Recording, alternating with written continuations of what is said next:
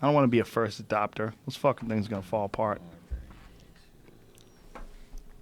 Boom, Joe Diaz, and we're live. Oh, shit. Oh, shit. Did you really go out and buy one of those iPhones last night? Did you order it? No, Red Man called me and he goes, are you going to get, because I asked him a few weeks Called ago. everybody. I went to get the, I don't know anything about computers, so I called Red Man. He's my computer guy. So I went to get the iPad, the big one, the 9-inch one. And I asked the lady, because my phone's fucking up already. So she goes, just wait for the 8. So I called Red Man about a month ago. He goes, wait. And last night he called out of the blue and goes, you got to get online at midnight. And I did it. I did it like an asshole. I just forgot my code. I got through. The second click. They're like, you're not going to get through. Second click. Click, boom, order. I ordered the silver, black, bam, bam, bam. And then at the end, I had to get the fucking code for iTunes or Apple. I woke my wife up in the middle of the night and said, get the fuck out of here. So I didn't have the code. She really did tell me to get the fuck out of here. It's like, are you fucking crazy waking me up at 12:15 for some stupid fucking phone? There's going to be lines around the block at those Apple stores. It's crazy. It's like those sneaker lines when you see those people when they're out to buy sneakers. Well, that's the Supreme lines now. Supreme's got a whole thing with Supreme. lines. They wait in line for 3 or 4 days now, and almost for what? Almost weekly. For what? I'll show you the. You're probably gonna freak out when I show you what they're waiting for. Please do. Shovels, bricks, with just the word Supreme written on it. Shovels and bricks. T-shirts are the main thing. What is Supreme? Exactly. It's a brand. It's a streetwear brand. And people wait in line for bricks? I'll show you. These fucking kids today. This is what happens when kids don't go outside. They don't play. They don't play sports, and they stay at home. They just play video games. It's Nancy Reagan's fault with the just say no. These kids smoke dope. They see life for what it is. You know what I'm saying? I'm going to wait in line for an hour for a fucking brick. Look at this. Supreme crowbar. They sell a crowbar? Yeah, so the crowbar would just have, like, the name Supreme on it. Okay, well, who's using that? No one uses it. It's like, it's real. You have to look into the brand a little bit to understand it, but it's sort of part of the joke almost. They're making parody of the craziness of it all by just throwing their brand name on stuff, and people are buying into it. Go back to that other page. So, Supreme, like what here, the top 10 non-wearable Supreme products? Jesus Christ, they have fire extinguishers. Yeah, Nunchucks. but some of the clothes are cool. They have nunchucks. It's just depend. I mean, you got to be really into it, and some people are really into it. Like I said, they wait in line for days. A lot of them though are making money off of it because they can buy it for $40 or $50 and flip it for $200. Well, I don't understand. Like, why is everybody buying this? It's limited quantities of whatnot. And but what is the big deal about Supreme? you have to look into the history of. There's some YouTube videos you can look up. You sound like Eddie Bravo. Got to look into it. Hey, you have to look into it. It's really hard to explain, and I can't even. It'd take me a half an hour to get into it. I don't want to hijack the show about Supreme right now. So. Well, I wasn't aware of this. I thought it was just like a T-shirt. That's where it starts. And you saw Josh Martin wears them. He spends a lot of money on He's them. a fool. Well. He wears those goddamn Yeezys that you wear, too. Hey, I don't spend that much money on them. I get them for retail. I wouldn't buy them otherwise. Yeah, Josh Martin is like into every trendy thing. Yeah. Everything that comes out, he's like way ahead of the curve. That's the Supreme target audience. Yeah, exactly. Jesus Christ, Joey. I don't give a fuck. I didn't know about this. You buy a hammer. It says Supreme on it. The fact they sell nunchucks is hilarious. Supreme nunchucks. Did we wait online when we were kids? Never. For anything? Not for anything. Like last night I was watching something, the real story about The Godfather. And they showed when they released The Godfather at New York. And there were lines. Yeah, for the movies. For the movies. Yeah, I'm sure I waited in line to go see Star Wars or something. But not 3 fucking days. No. I never camped out the night before. No, not for a hammer. What did they camp out for back then? They camped out for something. Really? I never had I feel that. like the first I ever saw it was iPhones. When the first iPhones were out. I remember going to the mall and going, what in the fuck am I seeing? And there was a giant line outside the Apple store. And this was like when one of the first iPhones was coming out. And I was like, why are you waiting for a phone? You don't have a phone already? Like, is this the only way to get the phone? It was all so confusing.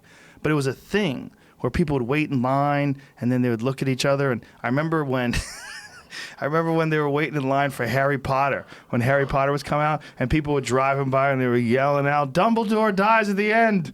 You know, they were yelling out all these different spoilers. All I typed in was waiting in line for in Google, and the only things that come up are iPhone Supreme and iPhone 8 or gas.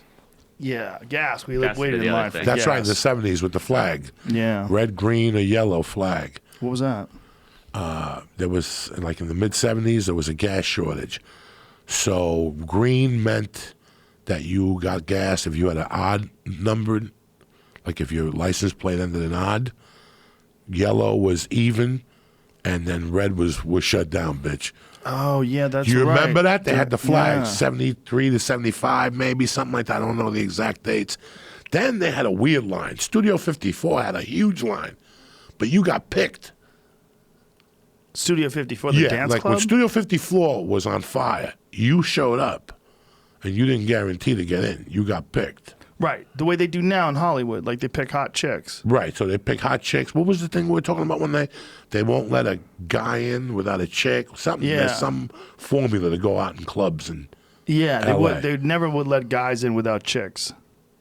So if you walk into a club with 3 guys, they don't want you. They want the chicks in there first. Yeah. Well, the last thing you want is a sausage fest. Look at all those dudes trying to get in. Look at Stuart. Look at this. That was inside, but outside there'd be a line of people. Oh, that could be it. No, that's outside. What am I thinking? That's outside. That's Oh outside. my God, what a zoo. And Just you- to try to get in. Just to try to get in. What was the big deal about Studio 54? You could snort coke, dance, get your dick sucked, and get your shoe shined all at the same place and be home by 6. It was a very, everybody went there. Like there's Who was that? Andy Warhol? That's Andy Warhol. But Who's the girl? look at her. She's got a beer bottle in her mouth. Champagne. Oh, champagne, yeah. It's pretty hot. Fucking Black Sabbath at Studio Wow. 54. Look at Mick Jagger's wife dancing with, Andy Warhol. look at Liza Minnelli behind them. Wow. So it was just like the place to be. It was the place to be. You could go crazy. How strange. Even- Strange times, huh? But here's the beauty of it. They have a station on Sirius, and it's called Studio 54. You could just put it on Sunday nights. They do a podcast, and what they do is they interview people that actually used to go there or work there.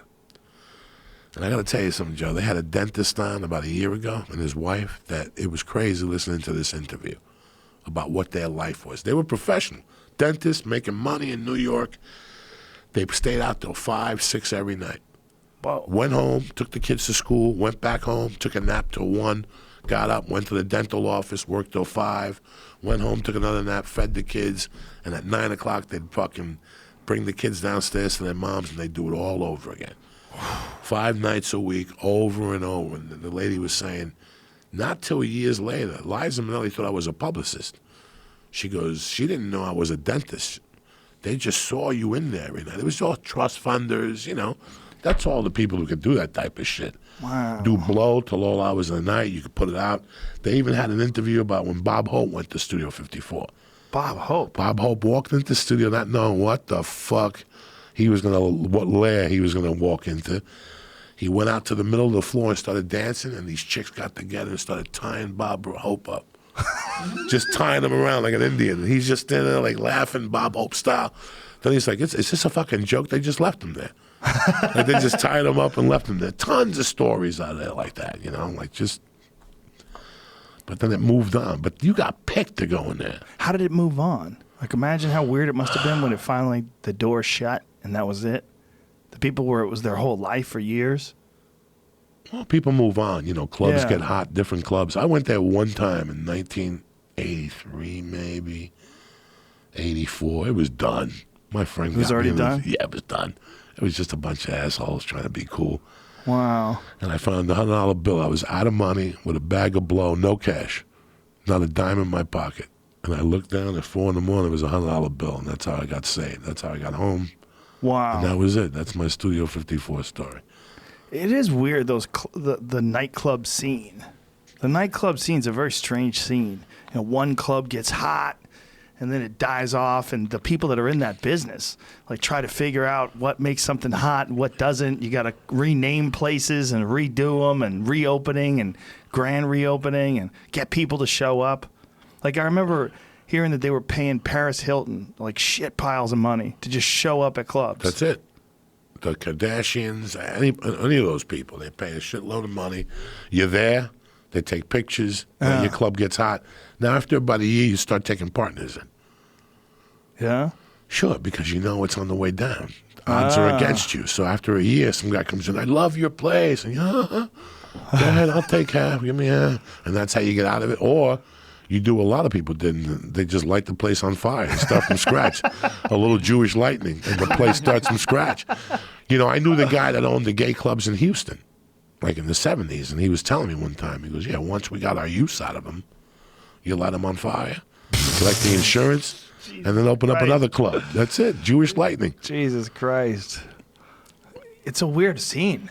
You know, I mean, people that just look forward to just going out and just drinking and dancing and snorting coke every night, just looking for like experience, just something different and wild that takes them out of their everyday grind. And just do it over and over and over again. And over and over. And different. Like when I was growing up, it was Club Area. It was big. And the Rooftop, you paid like $24 to go in at 11 o'clock and you drank all night till 7 in the morning. $24, all you could drink. It's shit booze. I mean, you're not drinking Courvoisier and shit. Right. But when you're doing blow, you're just burning that shit anyway. You come out, they give you some sunglasses, and that's it. If you went in after 3, it was like 20-something after 11, and then like $17 all you could drink after 3 till 7 in the fucking morning. And people were packed. That's what New York was about back then. It was just people staying out till 7, 6. New York is what, a 4 a.m.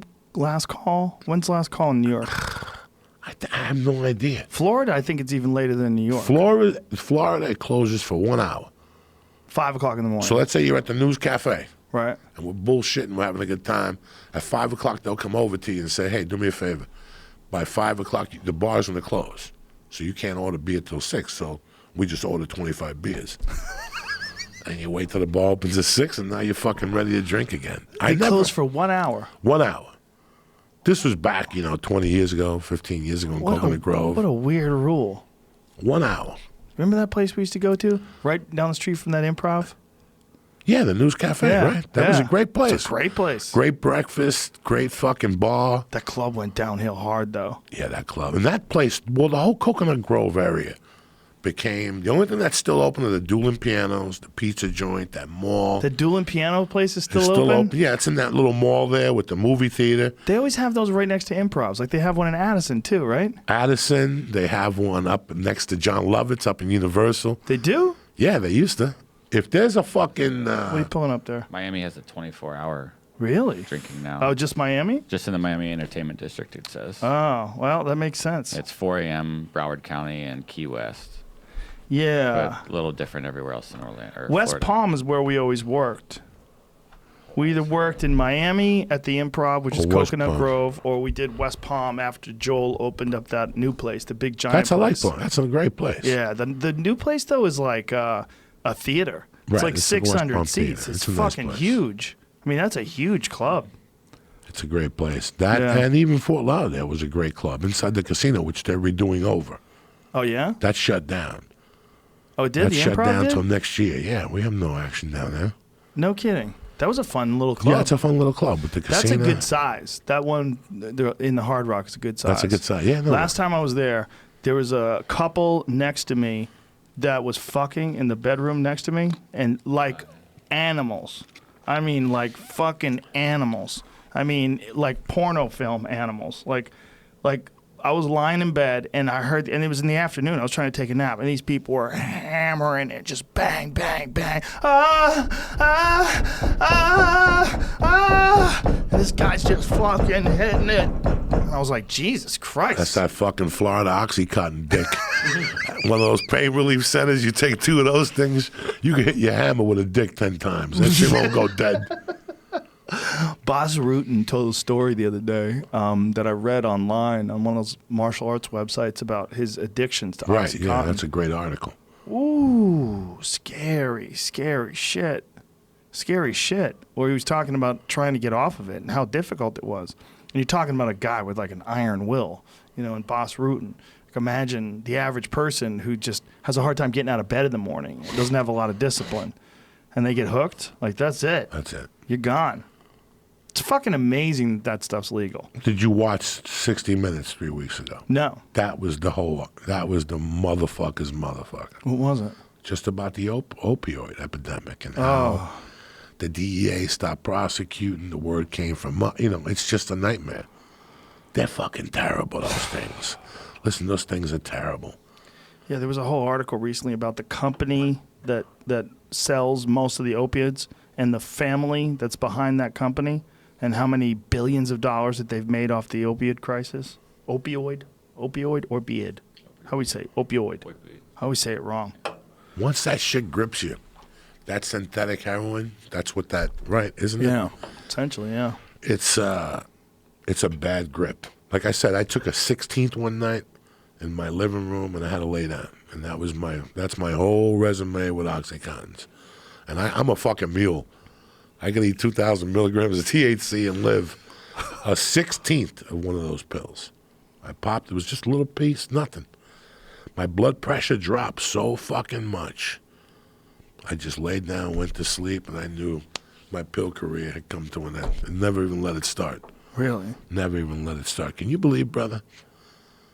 In 2 weeks, it's going to be 10 years since I've done that wipeout. I want you to think about that.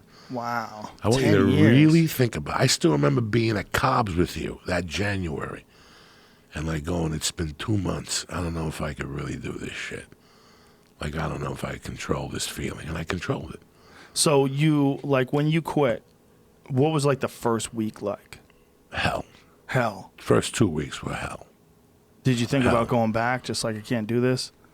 Or did you know that you had to make a change? I had to make a change. I knew that my spine was starting to hurt. I knew Your that spine was starting to hurt. Yeah, I was starting to get jolted. Oh. And by 4 in the morning, after you do coke, right at the tip over here. A lot of people who've done coke get like Parkinson's. Yeah, fuck that. No. Once I started, you think that's related? Well, I know a lot of old timers that did a lot of coke in the 70s, and then they wound up like some serious neuromuscular diseases. Absolutely. That shit shocks your central nervous system. There was times I did cocaine that was like electric. It was like when you put that thing in your hand, or you get electrocuted, you could feel the electric in your body the next day, like that, like in your brain, like you could actually see the neurotransmitters are fucking on fire. You could feel that. I could tell when I would go on stage after doing 2 or 3 nights of blow that week. I had no control. I really had no control over my material. I had no control over my delivery. That's what I wanted to tell you. Like just the way you communicate was just off? Yeah, your mind can't grip it. You can't sell the joke. The facial doesn't connect with the hand movement or the breathing. So, like, I knew that was always going to be a danger in the future. Now, I take all that for like a year. I drank those, what's your buddy's name that makes the neurosurgeon milkshakes? The football player that fucking beat the guy up, Romanowski. Romanowski? I took all his stuff for like a year just to... Did you? Yeah, the orange drink and stuff. Mm-hmm. Neuro good. 1, that stuff. Did that help you? Yeah, it felt good. It felt a lot better. Like give your brain some nutrients? Give me some control, yeah. But 10 years, I mean, that I had to do a benefit in Hoboken. And I had gotten high. Like that whole summer, I tried to get off coke. I was doing the heroin. I was trying to get off the coke and shit. And then that September, I ran out of heroin. So I was doing it like maybe once a week. And the whole thing went down in Maryland. I knew I had to stop. And then I had this thing in Hoboken. Whole thing went down with Marilyn Martinez when she died? She was dying. I went back east that week. And she was dying. I don't know what happened. It was like, you know what? I was trying to get coke on Friday night. I couldn't get it. And I just took it for what it was.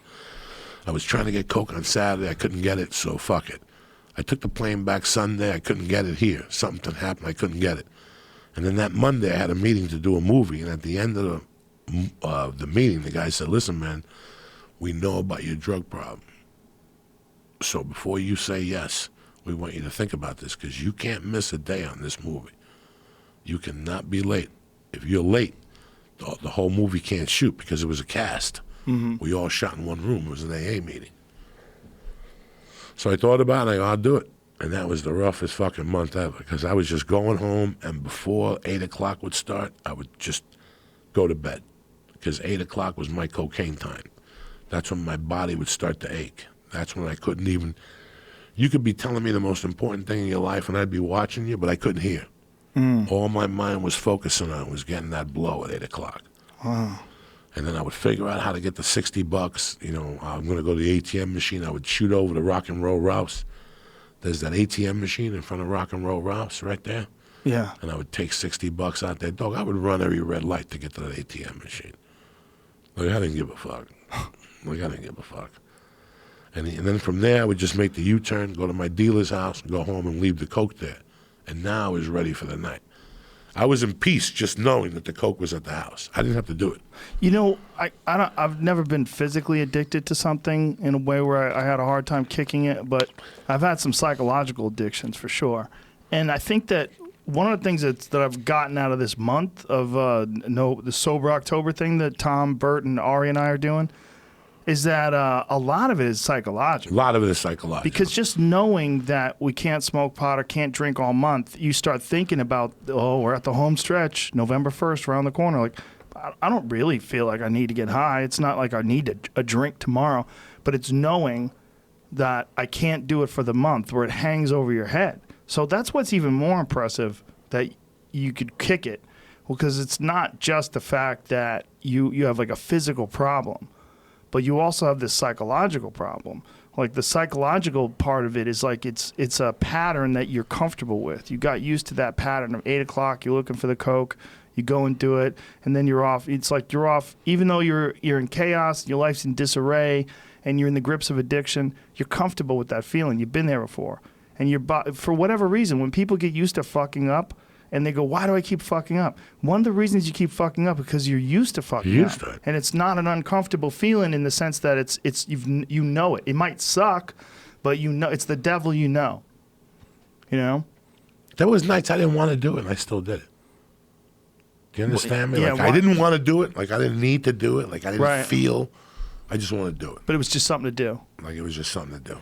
Wow. It was just something to do. But, you know, what I tell people all the time is you want to have to quit. It just doesn't happen. Like, I quit at 44. I'm no fucking genius. But it took me 2 years. Like, it was a 2-year struggle, like a personal little struggle. Like, when did you know that it was that you were free? Because you didn't go to AA or Narcotics Anonymous? No, I went to one meeting, an AA meeting, and I went in Hollywood, which everything is good until you go to it in Hollywood. Because in Hollywood, you add the dramatic and the actor image to it. You know, if you go to an AA meeting in Jersey, they're in there smoking Camel Reds, fucking talking from the heart. You go to an AA meeting in Hollywood, you got people with AA tattoos on their arm, hugging each other. You know, it's a fucking jamboree. They're just happy to be in AA. Yeah, like it's a new clan that they're in. And then what happens is, after about 2 months in this area, for some reason, I've noticed because I have a lot of friends in an AA, somebody approaches you and says, hi, you know, what's going on? And you're like, I'm struggling. They're like, well, have you seen Dr. Bob?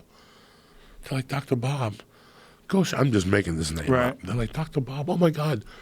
Just tell them about Dr. Bob. Tell Joe about Dr. Bob has changed your whole life. So basically, you'll see Dr. Bob. He gives you bullshit referendum, whatever. Prescription? What you have. You know, like, you're bipolar. Diagnosis, right. You're this. Now they start shooting Adderall at you. All the other shit at you. So you're really not sober. Oh. You're really not sober. You see, now, after I got clean, I discovered I had a problem. I discovered I was bipolar or Johnny Gubats or this or that or this. Right. Now that medication they give you, you know, on top of the opiate epidemic, how bad a fucking Adderall? Adderall is so... How fucked up is Adderall? We have someone every month that's on Adderall when they're doing the podcast. And you can tell? It's obvious. Yes.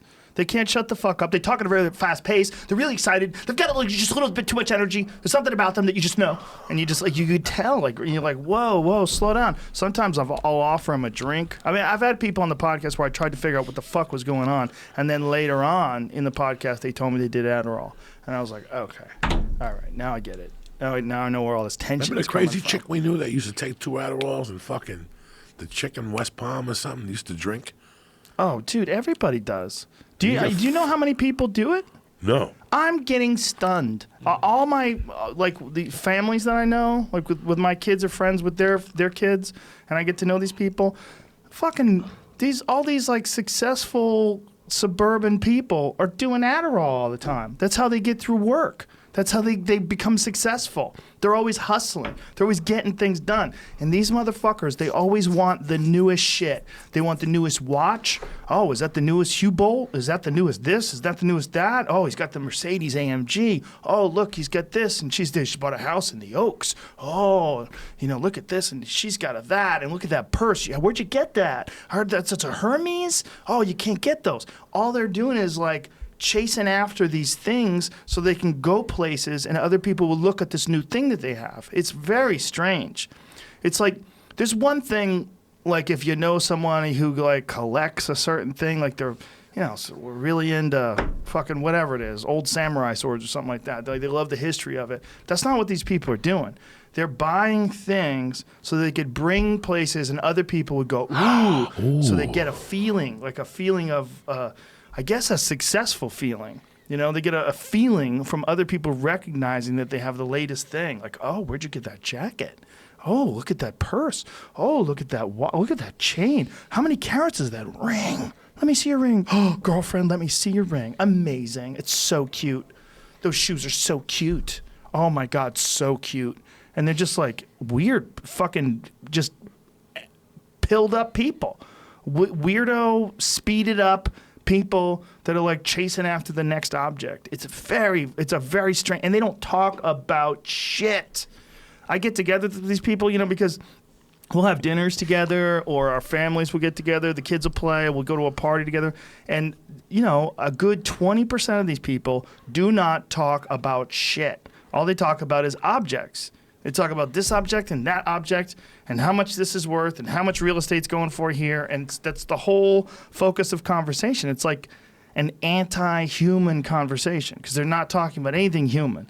They're not talking about, the community, what they love about life and their experiences as a parent and none of that, man. A lot of them don't even pay attention to their kids. They go and drink and leave the kids outside. And the kids are just fucking hitting other kids with sticks and shit and going nutty. And then when they come out, oh, no, my kid's a good kid. He doesn't do that. And then they go back inside and drink more. And it's like crazy. It's really interesting to see. It's like the things that fuel success in a lot of people are, in a lot of these folks, it's like this need for material possessions and then pills. And this is what's going on. You and I didn't come from the best home conditions available to us. You didn't have the fucking Brady Bunch in your house. I'm not insulting you. No, you're right. I'm just saying that you had to deliver papers, and your mother had to work, and Lou, and the whole fucking thing.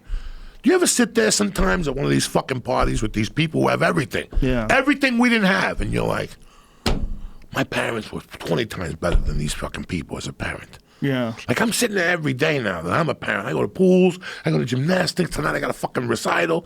I mean, I have to do this as who the fucking part of I am. But I see these people that do this shit, and I'm like, my mother was a fucking bookie. My mother owned a bar, and she was a drunk, and she was a way better parent than these fucking guys. Because she was there. Is that what it is? Is that what it is? I think what we're talking about with this pill thing, there's a lot of people that are on antidepressants. There's a lot of people that are on Adderall. There's a lot of people that are on Xanax. There's a lot of people that are on a lot of weird disassociatives. And these disassociative pills, you see it in how they interact with their children. They just zone out. They're not there. Even if you're like stressed out about your kid and you're interacting with your kid, at least the kid knows you're communicating with them. And the kid's probably not happy that you're stressed out, but at least you're there. When you're zoned out on pills and staring at the fucking clouds, it's not a good way for human beings to interact with each other where you're hopped up on some weird shit. And I don't know what the actual numbers are, but in the communities that I associate with, I would say a good solid half of these fucking people are pilled up. A good solid half. They're either pilled up on Xanax. What's really hilarious is I've talked to some of these people, and they're like, I don't know how you smoke pot every day. I'm like, bitch, you take a Xanax every morning. Every morning you take a Xanax. I know a lady who takes a Xanax every time she gets in her car. She's like, there's too much traffic. Boop. Pops a Xanax. For traffic, they pop a Xanax to go to sleep. They pop a Xanax because they have to fly. Oh, I have to fly. I need a Xanax. I need an edible. Yeah. For those 4-hour flights, I just can't sit there no more. Well, those edibles make you think about the universe. I mean, people say, "Oh, that's an excuse." And I'm not trying to be a hypocrite here. It's a different here. thing. It's a different thing, though. When I have Mercy in the morning, I don't fucking get high. Like, I don't get high. Like, I have her in the mornings before school, and I drive. I try to, because I got to walk into school, so I don't want to reek like it. They already warned me one time. They warned you smell like reefer? I went to pick her up, and one of the teachers came over. She goes, "Last Friday, you were kicking. You were pungent last Friday, so I can't embarrass my daughter, so I try not to." That was it. That was it. Once they said it. That's funny. Then in the afternoons, I take my chances. I get high, I go to the gymnast class or the swimming or the ballet or whatever the fuck we have to do. And then after that, I'm out with my friends or doing a podcast or doing comedy. So, but Adderall and I don't have beer in my house, Joe Rogan. You don't really drink. You've never been. I don't want as long alcohol as I've known in my you. head. I don't want alcohol in my house.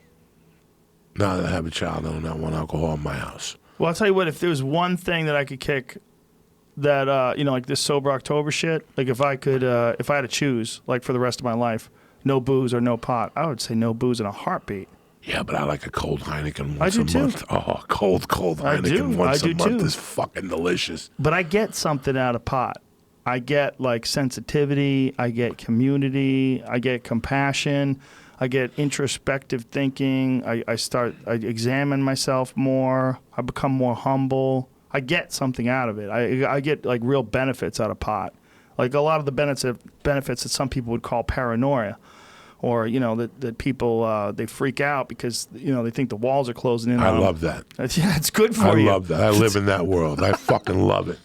I love somebody telling me I'm a loser. Get it together. Makes you hustle. Haven't done dick today. How the fuck can you watch TV? I'll tell you who I'm proud of. I'm very proud of Bert Kreischer. For kicking the booze this month? Very. And listen, this is what I people hope he stays off of it. Well, or at least what do you think a rehab regulates is? it. You put these guys in rehab this month. Pretty much, What do you think a rehab is? A rehab is just to let you know where you stand. 60 days of you not doing a certain something makes you know where you stand. And sometimes you go, you know what, Joe Rogan, I'm not going to smoke pot, but I'm going to have my drink twice a week. That's cool, too. Bert has a problem flying. He likes to fucking get twisted, But Bert's what you call a social drinker. Yeah. It's in fucking Florida. They wake up, they have their little fucking cocktail, whatever, then they take a nap, they go to the beach. You and I don't know that life. I've never lived that life of drinking all day and then taking a nap. Bert's a real soldier, Bert's not fucking around. Bert's not an amateur show. Bert's the real deal. I saw him running a couple of days. I tell you, I saw him running. I threw my car at him one day. He was running at me and shit with his little thing, and I just took the car and just started going at him. And he's like, and all of a sudden he looked at me. He's like, ah, because he's in my neighborhood. So I watched him a lot. I went over there. I tried to get him high. He wouldn't fold. So I'm really proud of him. He was going to bring drug tests the other day when we were. I was on number 13, I think, and they were on number 14. And Ari was going to stop at CVS and pick up those marijuana tests, but he just didn't have the time. But No, I'm very proud of Bert. And all this is going to let you do, look at even you with the reefer now, it's going to let you know that you didn't have to smoke. It's like when I went to prison. The hardest thing about prison wasn't going to prison, It was, how am I going to live without my marijuana? Really? How am I going to fucking sleep? I wasn't worried about nothing else in prison except marijuana. Did you get any in prison? No. You could. $50 for 2 joints out with brown weed. I wasn't doing that. But after the first week, you learn about yourself. You learn that you could go without, which is one of the strongest things that could happen to somebody. It's like when you're in love with that girl and you're destroying your life. You quit your job and you drink and you act like an asshole. And then she goes away to Hawaii for 2 weeks. After 10 days, you're like, fuck that bitch. When do you think people get divorced? When their wives leave for 10 days. Yeah. Their wife goes back to see the mother and you're sitting there going, what am I doing with myself? What am I doing with myself? I'm much happier in this house.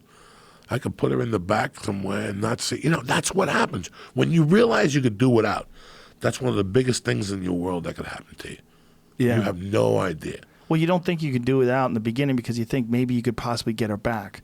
If you can get her back, everything's going to go. You got this bad feeling because she's thinking about leaving. You're like, oh, no, she's going to leave me. Maybe I could talk her back in. Maybe I could buy her something. Maybe I could do something. Maybe we could change my ways, and I'll bring her back, and everything's going to be fine.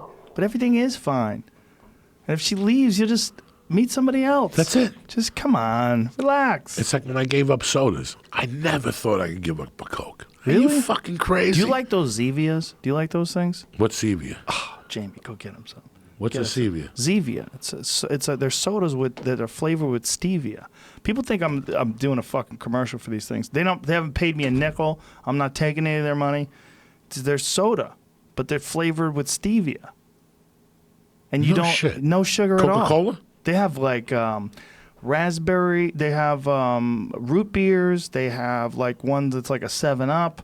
They have one that's like a grapefruit soda. They have a bunch of different ones, man. They're fucking great. I love them. I'm so hooked on water now. I don't give a fuck. Water's great too. I don't give a fuck anymore. I drink the shit out of these stupid things though. Oh, they do have a cola one, right? Yeah. Give them that cream soda. That one's the shit. That right there. Bam. Diet Cola, Diet Coke sucks. Yeah. About a month ago, I was on a plane, and I was a little, loopy.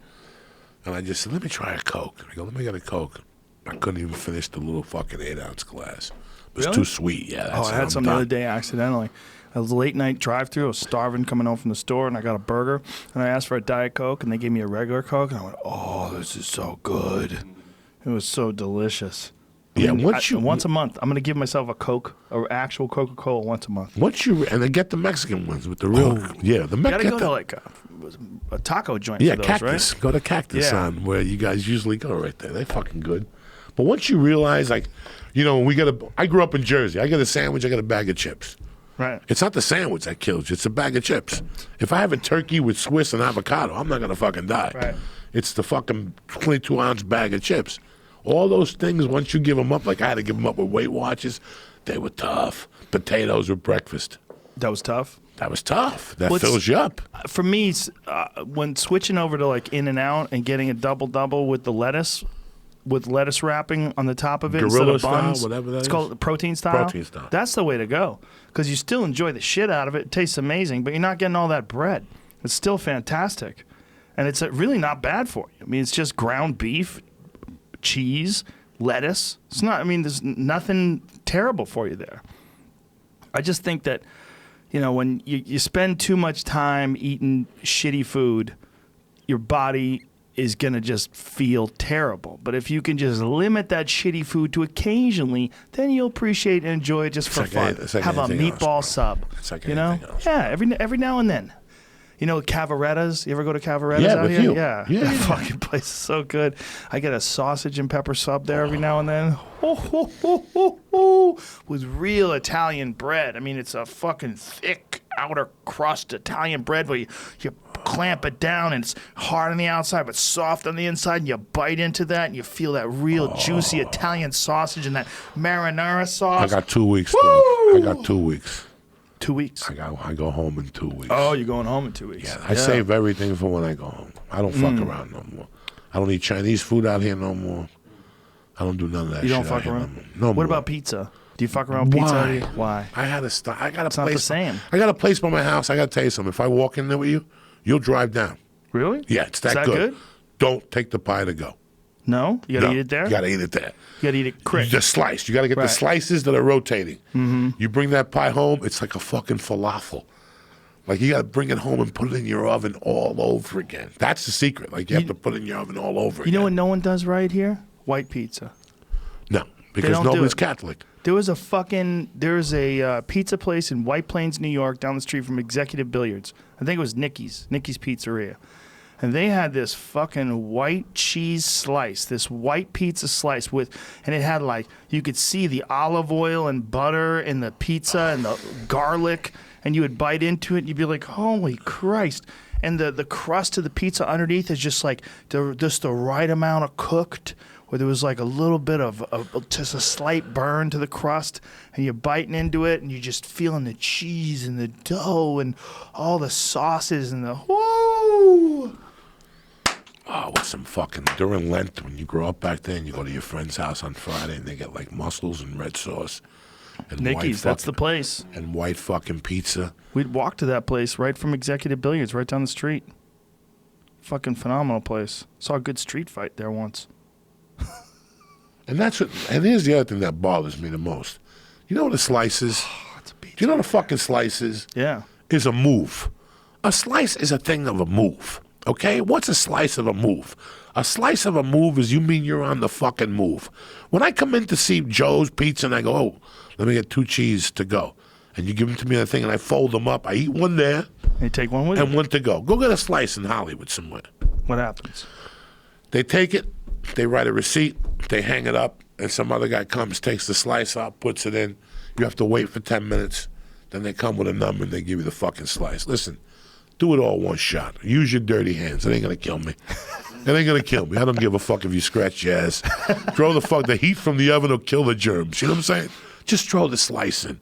Everything's a process. A slice, that's the whole thing of a slice. Everything's corporate.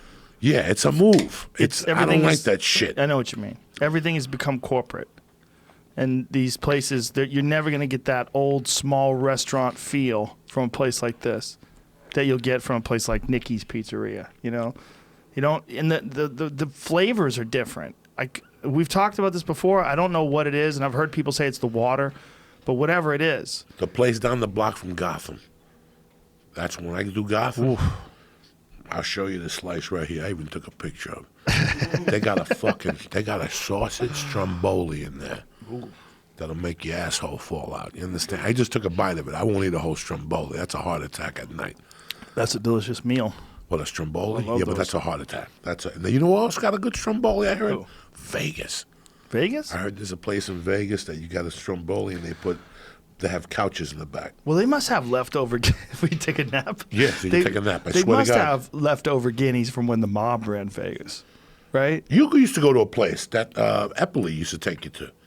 The Italian pool place that you said the Italian pool was sensational. That place went under, unfortunately. Did it? Yeah, it did. That place was fantastic. That was some of the best Italian food in Vegas, and you would get it at a pool hall.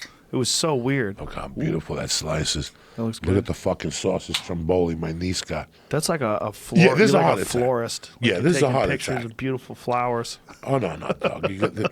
This is Dos Hermanos Cuban restaurant. They've been serving Cuban steak sandwiches since 1960. Wow. That's all they do. That's all they do. Where's Cuban that? steak sandwiches. Where's and that place?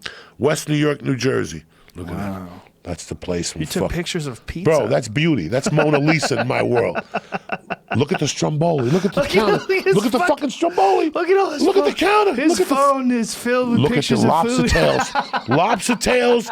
The one from Jersey with the cream in them. Oh, nice. This place here, you can't. All those Italian fucking cookies. Oh, look at that. Look at that fucking. Look at that fucking. What is that? What do you call those? Cannolis, right? Yeah, Look at that cannolis. fucking cannoli. Oh my God. Oh. You get more. You're still going. Your I whole don't take phone is pictures of my pictures. kids. I take pictures of food. Fuck the kid. Give me pictures of food. It's all food. No, It's every all time I go to New York, I pastries. just take pictures so I can show people here what they're missing. Like, this is what... This doing this yoga thing where I did 9, 10 yoga classes in a row, whatever it was. I think it was 10. I'm hungry all the time because I'm doing 90 minutes of yoga every day, every single day, not a day off for 9 days or whatever it was. Let's say it was 9. But even if it was 9, I took a day off before that and I did 2 days in a row. So it's like over the last couple of days or last couple of weeks, it was 11 classes mostly in a row. And just always hungry, just constantly hungry. Like your body's just craving it. And so I've been eating all sorts of shit that I never allow myself to eat. Like late night, like grabbing a burger. And like I had a Wendy's burger last night coming home from the store. Not good for you, but felt good. But you burn right through that. I do work out a lot. You but burn right through that. Still not the smartest thing to do. Just not. I feel so much better when I don't do that. When I just limit myself to that like once a week, I feel so much better. But I don't necessarily think it's good to do anything 9 days in a row. I just feel like your body is just like, I've got a weird hamstring pull that's going on right now, and everything feels like a little worn out. You didn't run this month? I didn't run, but one day the first week of the month. I'd lifted weights a couple times here and there, but almost the entire month has been yoga. So far, I went to 8 jiu-jitsus. 8. You know, when I go on the road, I do elliptical and the weights. And then I do this little fucking kettlebell crawl, little steel bat in my backyard, just to get that hip thing going. So I laid this Is little that thing. Alberto Galazzi stuff? No, I like, somebody told me to crawl, and I started crawling like you're in the Army, like in your backyard, and I started crawling. I fucking Just love crawl it. around your yard? Yeah, just crawl around, pull yourself on your hips and shit, do all this shit, Oh, yeah. pull on your elbows. I like it, so I've been doing that. So. Well, when the gym's installed, the gym's going to be installed here in 2 weeks. You got to come by. We'll do a workout. No, We'll I film want it. you to teach me the Doris and all that stuff, and Okay. the half guard and all that stuff. That'll Okay. be great. Sure. That's great that you got this place. This is a fucking big place. It's a crazy place, right? But it's this place. We're going to do all kinds of stuff here. We're going to have it set up where people could follow along the workouts. I'm going to get someone to like guide us through a workout. And like I'll say, hey, everybody grab a 35-pound kettlebell. We're going to go through this. Like that Keith Weber guy that I've had on before.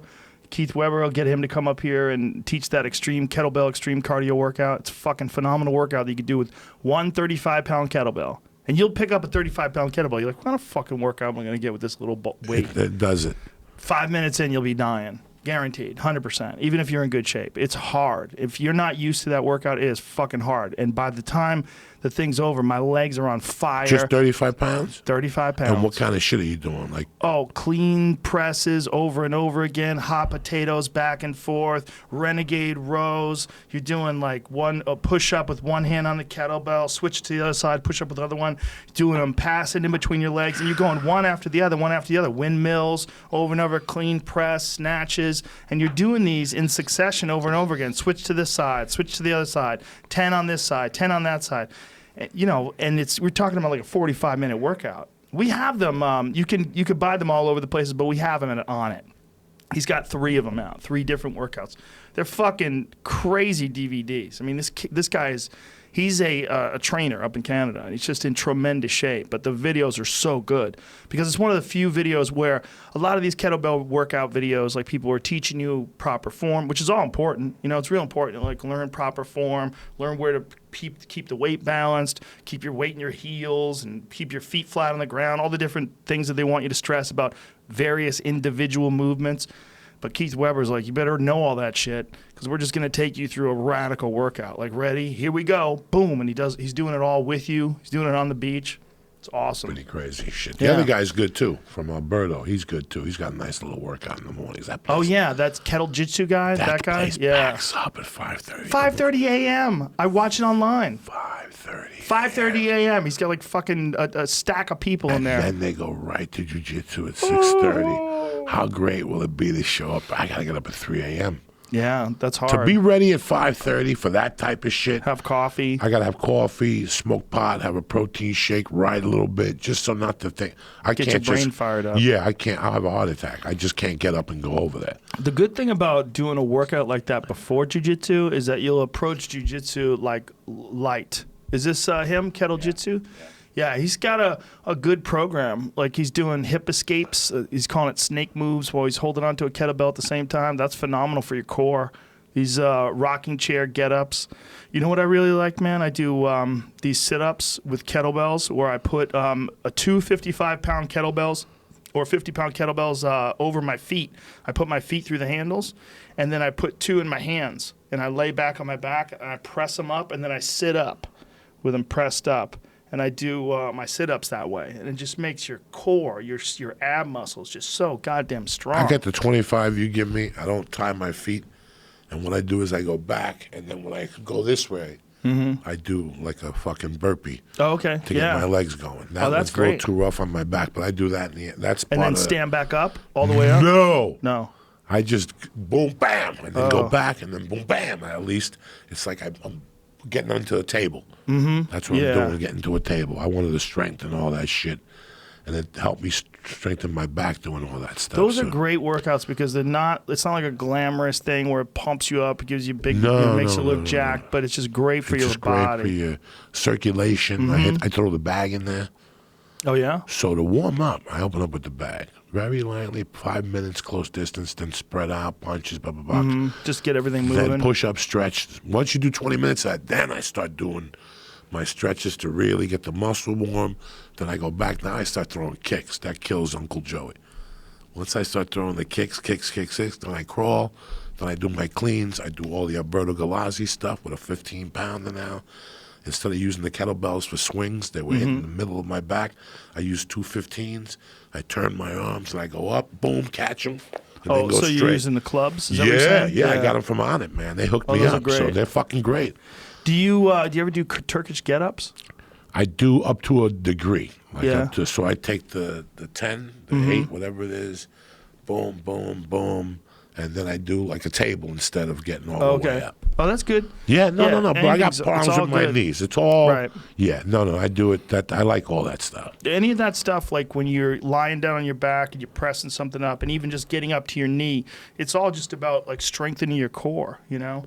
Do you do anything for your legs? Like, do you do like body weight squats for your legs? Do you ever do Squats, those? the goblets. Well, you don't have to do it with weight even. Okay, I do it. I start with nothing, and then I work myself up to a 35 goblet. Ah. And then I do. You know what, man? My knees are kind of Yeah, you've always had some knee issues, right? The left one, the right one now is a little funky, so I stop with the swings. I love cleans with kettlebells. That's my shit. So I like the combination clean, put my hand out and squat, Oh, those are great. and then I do another clean squat, and I do 5 on each side. Now, does anybody run you through a program, or do you just come up with this on your own? Whoever I've worked with. Oh, so I take they've the told best you of stuff, what and they then got. and then you you know. just decide to do whatever you want. On your Yeah, own. Alberto is there. My wife got me a bag for Christmas. I got 2 kettlebells from you. Do you want to join us if we do some sort of a challenge, some next level challenge, some next thing? You want to join in? Would you Like do what like kind I of don't do? know. I don't know. I'm just thinking. This is one of the things that I've realized from this doing the 15 yoga classes. I would fucking never do 9 yoga classes in a row like that. I would never do 9 days in a row unless I said I was going to do it. But once you say you're going to do something and you do it, it's not that hard. You just wind up doing it. You know, like you have to do it. Like my alarm goes off at 7. I'm out the door. I get to the class. I do the fucking 90-minute class, and then I'm done. And then I go do my shit. And then I know the next day when it doesn't matter if I get home from the store at 1 o'clock in the morning. My alarm's going off at 7. I'm getting up. I'm having a cup of coffee. I go there fasted. I just have coffee. You work out early? Yeah. See, I don't like getting up and working out. I'm good about 11 to 12. Well, I have an 11 o'clock podcast a lot of times. Okay. Like today's 11 o'clock podcast. So I'm up, I already got a 90-minute workout in. I come here, stop at like Whole Foods or something like that, get a coconut milk, eat something So I good. get the coconut milk now, and I mix it with the acai vanilla. Ooh. Jesus Christ, it's delicious. A couple ice cubes. Ooh. Yeah, I never liked the acai vanilla, but they ran out The of hemp chocolate. force? Yeah, and Yeah. they started sending it to me, and I'm like, beggars can't be choosy. Good googly moogly. It's very good. It's very good. Then the good thing about that hemp force protein is it's very little sugar. That's what I use in the morning. 2 scoops, water, ice. Couple grams of sugar That's per it. serving. Sometimes It's coconut nothing. milk. Yeah. No, I like it. I like that one. I don't mind doing a challenge. Here's the problem, Joe Rogan. Here's the problem. What happens that a lot of people don't realize. I go to jiu-jitsu, right? Let's say I go to Alberto's, right? Alberto's has some fucking killers in there. So I'll do the break the guard, pass the guard, right? A couple of those, and then we start rolling. Well, a guy like me, an older guy, starts rolling, and after the second 5-minute roll, he's opened up. I'm open. Like I called Dolce. I'm like, Dolce, what's my problem, bro? How come I'm not breathing? He goes, you know how many guys go into the octagon and I got to work them out in the back for 45 minutes before because they can't breathe either? It's just go with it. So if I do more than those 2 rolls, it's the law of diminishing returns. I really can't walk the next day. It's hard. But you got to build up to it. You got to build up to it. So that's why I like this other guy in a way, because you work. Mm-hmm. One day you drill, one day you work. I could do weight shit. Like I like weight shit. I was thinking of joining your buddy's gym for a really good workout, Terry Norris. Mm-hmm. Terry? If that's the one in Studio City, Burbank. Terry Norris or Terry Claiborne? Terry Claiborne is the guy I used to train with, who's in Hollywood. No, and then this Terry, is Terry Norris Norris is the former boxer. Yeah, he's in Burbank. Is he really? Fuck yeah! And he has a Groupon for like 30 visits for like $22. So he's like teaching people how to box. Yeah. Terry Norris was Packed. a motherfucker. Little corner store. It's up the corner from. It's up the corner from a famous bodybuilding gym, but it's right there up the corner from. There's a fucking great restaurant there, breakfast restaurant, and he's right there. How is he like talking and everything? Is he all right? Because they had a thing on him on television. Right. He's having some issues. I think his wife is there, and he has somebody else there, but he's there, cuz. Yeah, she said that it's interesting because like He's he's got there. all these issues, but then once he starts hitting the bag Right, and he's moving brand around, new. he comes back and he looks like Terry Norris of old. He's Yeah. just talking and struggling. You know, I remember seeing him once. I was at a boxing match. I was actually with Dom Irrera, and Terry Norris was there talking to people, and this is before he had retired, like officially. And he was talking to somebody, and you could hear the slurring, and I was like, whoa. Like, I had no idea. I had no idea it was this bad. You know, all those guys that are in wars, like you will run into them one day and you will see it all. You'll see the war in their voice. You'll see it in the slurring and the weird tics and the movements, and you're like, oh, you're looking at a frazzled person. They're shattered. Did Jamie show you the hit from last night? The what? Can you watch the hit from football last night? Oh no! I didn't. What happened? I'll show you. Somebody get smashed? Rough. Yeah. But you know what's crazy? This was football 10 years ago. Now they're fucking done. Like, They don't now hit they're this hard done. anymore. No, you can't.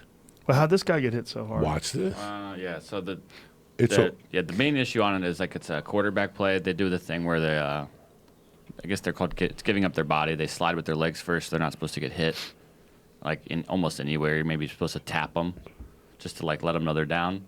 So this guy gives up his legs. Let me see if I can find the video too. I'm trying to do that while I'm talking, but he gets hit really, really hard, and then when you see it in slow mo, it kind of makes it a little worse because the dude led with his arm, hits him right in the helmet. Oh, he goes like this, Joe. Oh, you see, and you're like, damn. I'm surprised they didn't throw him out. Like, I didn't watch the game. When I got up this morning, it was all over the place. Said, late hit, late hit. I wonder if one day they're going to be able to figure. Is this it right here? Yeah. Here he goes, running. Doom. Oh, Jesus. Why is that guy mad? Because it's a late hit? They got furious at him. Let me see it again. They'll See it play- again, Well, please? they're going to show it from other Yeah. angles, Yeah. and you'll see. Protecting the quarterback's a big deal. That's the guy that hit him. 47. Kiki Alonso, I think is his name. Kiko. And that's the guy who got hit? Yeah, Joe Flacco for the Ravens. All right, here we Here's a little go. slow-mo. He's running. This is the angle that's a little rougher. Well, he was already coming. Like, how's he going to stop? It's tough. That's the part about when they That's the part slide of feet it. first. But see, that's they're trained to be like, you're supposed to stop. It's like kicking a fighter when their arms are down kind of thing. It's a rough time. Like, I know they changed the rule recently, but sort of the same kind of thing. So he hit that dude even though the dude was already down. The guy Yes. went down on his own accord. Him sliding feet first means he's not supposed to be hitting him like that. He should know better. It's why everyone was mad. That's why his coach is yelling So at he him just right took here. a cheap shot at him. Yeah, exactly. And he hit him really hard, knocked him right out of the game. So what happens to that guy, 47? He gets a fine. Right, yeah. That dude's He gets racked. suspended for Look 3 at or him. 4 games. He got his bell rung. Yeah, that's a fucked up thing, right? In college football, they're taking him out of the game right away. He would have been probably thrown directly out of the game, potentially miss more, maybe half the next game. And so they give a penalty to the other team. But yeah, so in NFL right now, it's just a penalty. for How many of this. these football referees are on the take? How many of these guys get busted? Like, that's a big thing about NBA players. I was reading this whole thing about how little NBA players make and how they're constantly watching all these NBA, or not NBA players, NBA referees make, and how they're watching all these players pull up in Bentleys and Rolls Royces and shining with diamonds and gold and jewelry, and that these guys just start taking bribes. And that there's at one point in time where there's just a shitload of referees in the NFL and the NBA that are just on the take. Really? Yep. And they'll get bribed by bookies. They'll get bribed by, people that are big time gamblers. And you got to think, if this guy's only making, how much does a referee make? It says some here anywhere between 150 and 500,000. Oh, yeah, they make money. That's a good living. They make but money. if someone comes to you, if you make 150 and someone comes to you and he goes, Joey, I just want you to make this game a little bit more easy for the Dolphins. Here's 100. Yeah, here's how much they make per year, and some players they make that per game. Now pull up bribery in NBA referees or corruption in NBA referees. There's been a bunch of guys that have been busted, right? I don't know about a bunch. I think it's really just the one guy. Just he tried one? He tried to call out a bunch of other people, but he didn't do it by name. Who? Donahue. Tim Donahue. Yeah, I talked to him, that guy. Did you? He's on my podcast, yeah. No shit. What did he say? He's a degenerate gambler. Good guy, you know. He's just a fucking.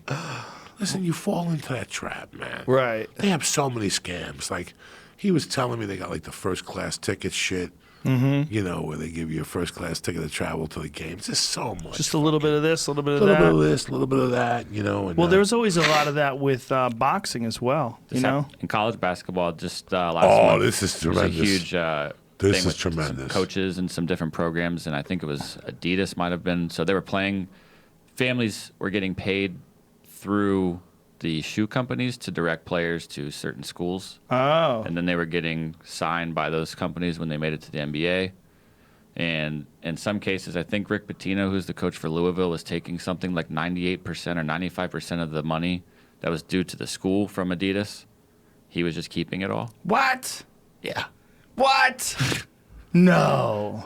Yeah, they arrested Is that him, legal? Yeah, I don't know. Legal's a weird word on that. I mean, it's in the contract, and it was like cash and how So it's all getting Adidas dispersed. is paying him. Basically, yes. And that if you go back to the movie Blue Chips, which came out a long time ago, it was like fictional then, but it's been going on for the last 25 So years. why would they pay him? Like, what do they get if Adidas wants to? Like, what does Adidas get out of it? He's bringing in the most popular players that are going to be like most popular recruits from high school and AAU. And so that maybe he could bring them to Adidas, and then Adidas could have them they're wear gonna them be all in the over NBA. the Final Four, the NCAA tournament. Right. They're going to be on Saturday basketball. They're getting advertised just like NBA players, but they're not getting the money. They're using their names, That's their crazy. highlights. You know, they're all over SportsCenter. So they essentially Adidas would pay him to be an influencer. 100%, yeah. Wow, that's weird. That's a weird role. Yeah. So he would be the father figure or the coach figure to these young men. They look up to him. He's a mentor in some ways. Yeah, definitely. And he weasels them into the Adidas fold. And they want that. They want to wear Adidas stuff. Yeah. They want the cool jerseys. They're making Ohio State right now, the team I pay attention to for football, have some awesome, crazy jerseys that nobody's ever going to get, that like the LeBron James brand of Nike is giving them, that are going to be showcased all over TV Saturday. Wow.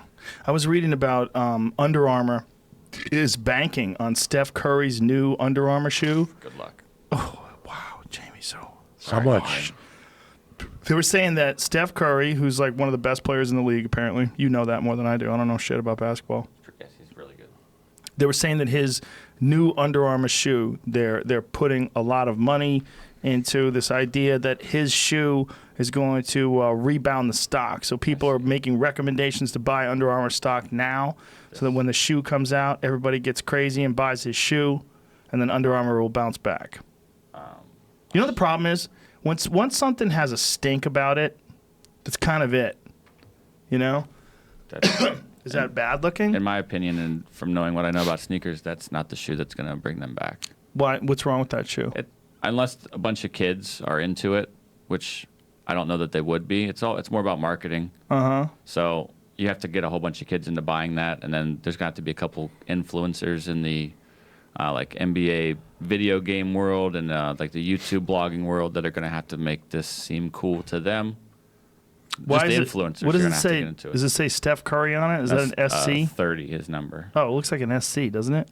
I mean, I guess. I wouldn't wear these shoes is all. There's so much fucking money in the sneaker business. You wouldn't wear those shoes. I mean, but you wear those goofy looking Yeezys. I also I wouldn't wear these casually. I'm not playing basketball. Do you need a tissue? All the No, time. I'm good. So some people might be wearing these for basketball, there are a lot of kids still playing basketball.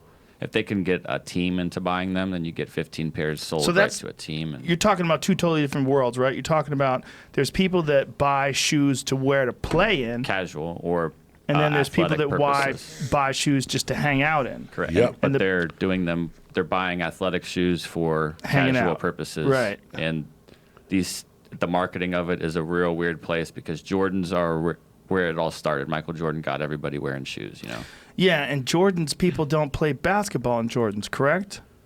Or They do. a lot of no, people they don't. Are. Yeah, they definitely. doing it because now? you look cool when you're wearing those fucking cool Jordans, you know. Oh, so if you wear Jordans playing basketball, like this guy's so fucking crazy, he's playing basketball in Jordans. Or even he's playing basketball in the $1,000 retro Jordans. Wait a minute, they cost $1,000? Some of them do. No. Oh, wait, yes. Really? I mean, brand new retail, they're costing about 100 to 200. Actually, not 100, 200 bucks Okay. retail. But the rarity of them, especially depending on the year they came out. If they came out 5 years ago, some of them cost $1,000, $2,000, not Bro, $2,000. they have the same shit with gis. You know that, right? Really? Like I wear $100 gi, whatever. I get like a cheap gi. They got those shoulder roll. What do you call those? Shoulder roll, yeah. People wait online for those. Yeah? They even made a Michael Jordan one. They made a guy that don't do jujitsu. They put a gi out, a Michael Jordan gi that they sold in Chicago. I know a guy that buys all those gis. Like they do the same thing. Like lucky Limited gis. time only, it's midnight, and they have hundreds of gis. They do not wear them Really? They because just the shoulder hold on to 'em. rolls, the shoulder rolls. I don't know exactly what, Yeah. they gain value. I don't fucking know. I like Datsusaras.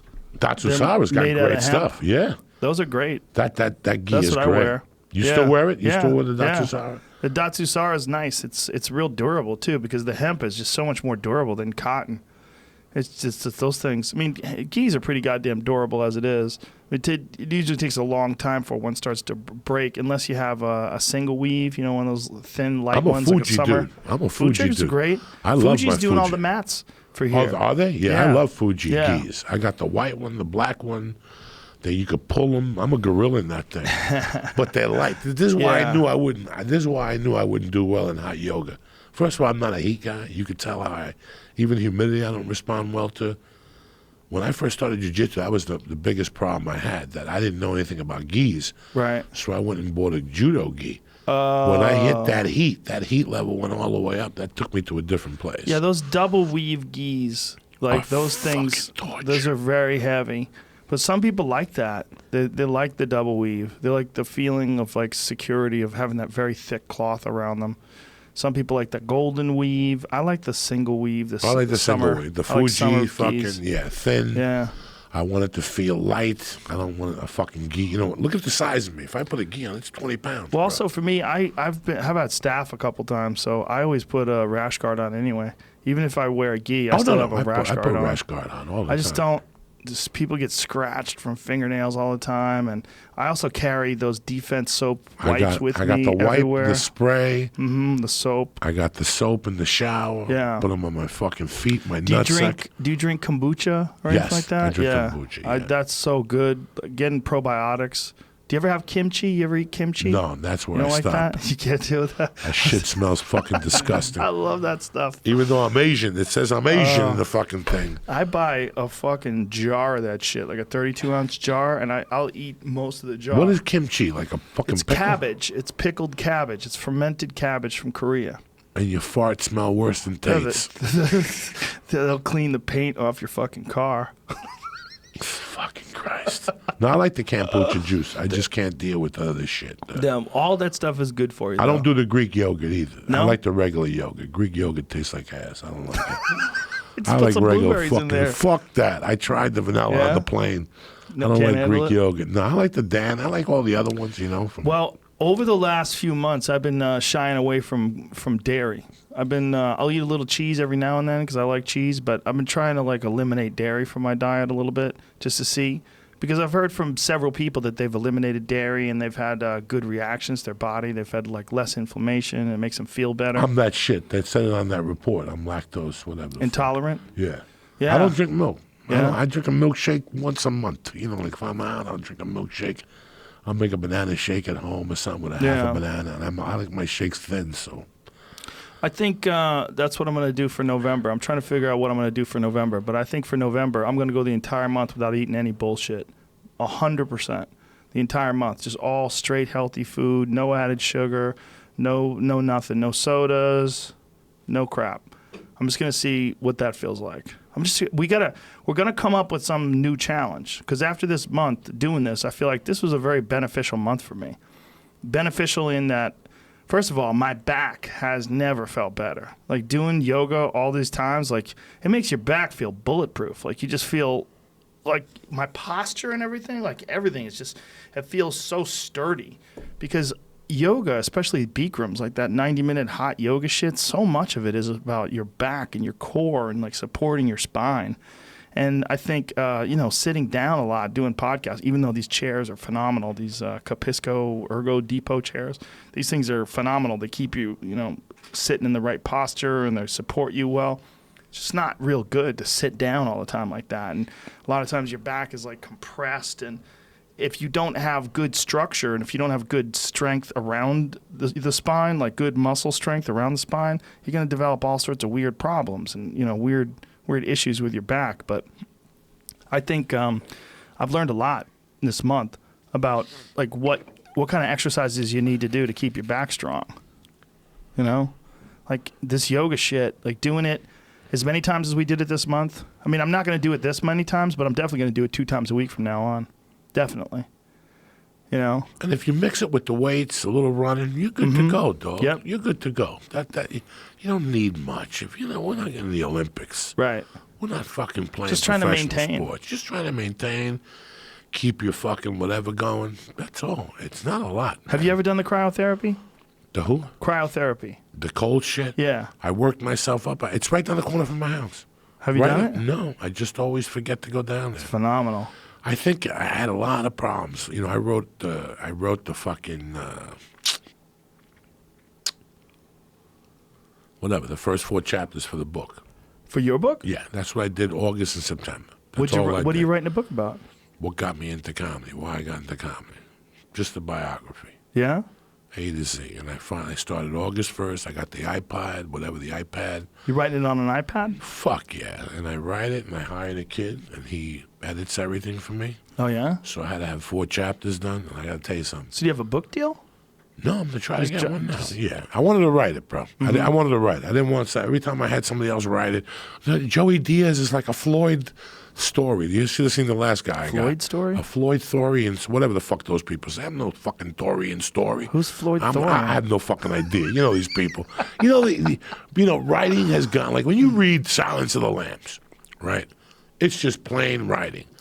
But sometimes you read these books where the writers go a little too far with their bullshit. You know what I'm saying? Like, it was magnificent, whatever. It's just too much. It's like you were saying. You ever go to people's houses and they talk and then they say shit for 20 minutes? It's like by Studio City, where I live. Go to that coffee shop from time to time. You know what they were saying in there? What? The day after the Vegas shooter? The Vegas shooter was Sunday night. Do you know what these idiots were saying in there on Monday? What? That this had to do with women's rights and the abortions. And they just talk. This new breed of Gentiles, they just talk. That's all they do, is talk with big words to impress you. But they don't say shit. They don't say shit. 3 or 4 big words to let you know they're smart, and then they didn't say nothing. Well, there's a lot of repeating narratives, right? Oh, yeah. Every time, the new show I'm going to do, I'm buying one of those little tape recorders, and I'm putting them under these 6 fucking morons every day. Then at night, I'm going to do a show about what they discussed. Because this is 60% of America, what these fucking people are talking about. This is the idiots. The shit that comes out of their mouth is amazing. And you sit there and go, no wonder fucking ISIS wants to shoot us. Listen to these fucking dummies. Listen to what's coming out of their mouth. Women's rights? That's what they were talking about that day. Well, what was their argument? They were saying that the guy, shot everybody. Their argument is everybody trying to be smarter than everybody.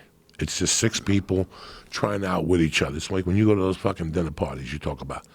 And by the time they serve the salad, you want to put a gun in your fucking mouth. Why am I even fucking here with these people? I could have stopped at Burger King and had a better fucking time.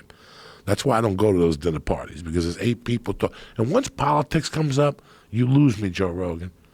I don't want to hear about it no more. You lose me. You lose me. These new political people talking nonsense, you lose me. Move forward. Either impeach him, get a new one, or shut the fuck up. I can't. You ever put the news on anymore? Well, it's definitely first 20 minutes on you. He didn't send the check. He called her. What the fuck, man? Just tell. Who gives a fuck? Who gives a fuck? There's got to be something more. There's got to be a seal stuck on a beach somewhere in this fucking country. Something more important than this shit every fucking day. So the politics is over in my world. Religion, you know, I don't want. You're not supposed to talk about politics or religion at those fucking things. But this new breed of Gentile, they just talk for the sense of talking, to see who's the smartest person in the room, and at the end of the day, they're all a bunch of dumb fucks anyway. There's definitely a lot of people talking just to impress other people. Yeah, that's it. And there's a lot of people saying a bunch of things that they've read on blogs or read on websites. Everybody wants to have an intelligent conversation and everybody witty. Get the fuck out of here. Get the fuck out of here, man. Leave me the fuck alone. It's 2007. What would you rather them talk about?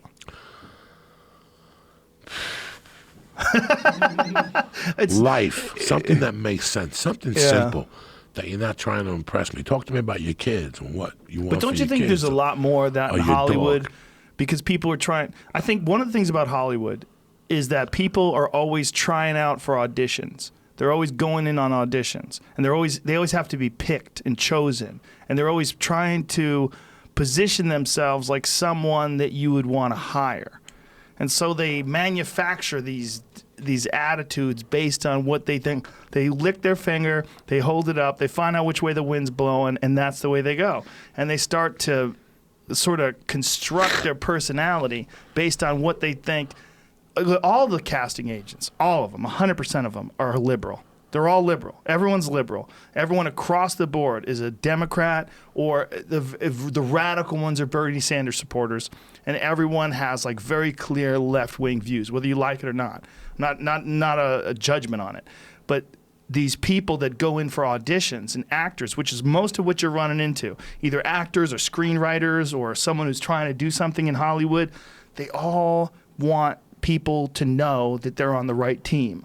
And they all want to say all the things that they think need to be said.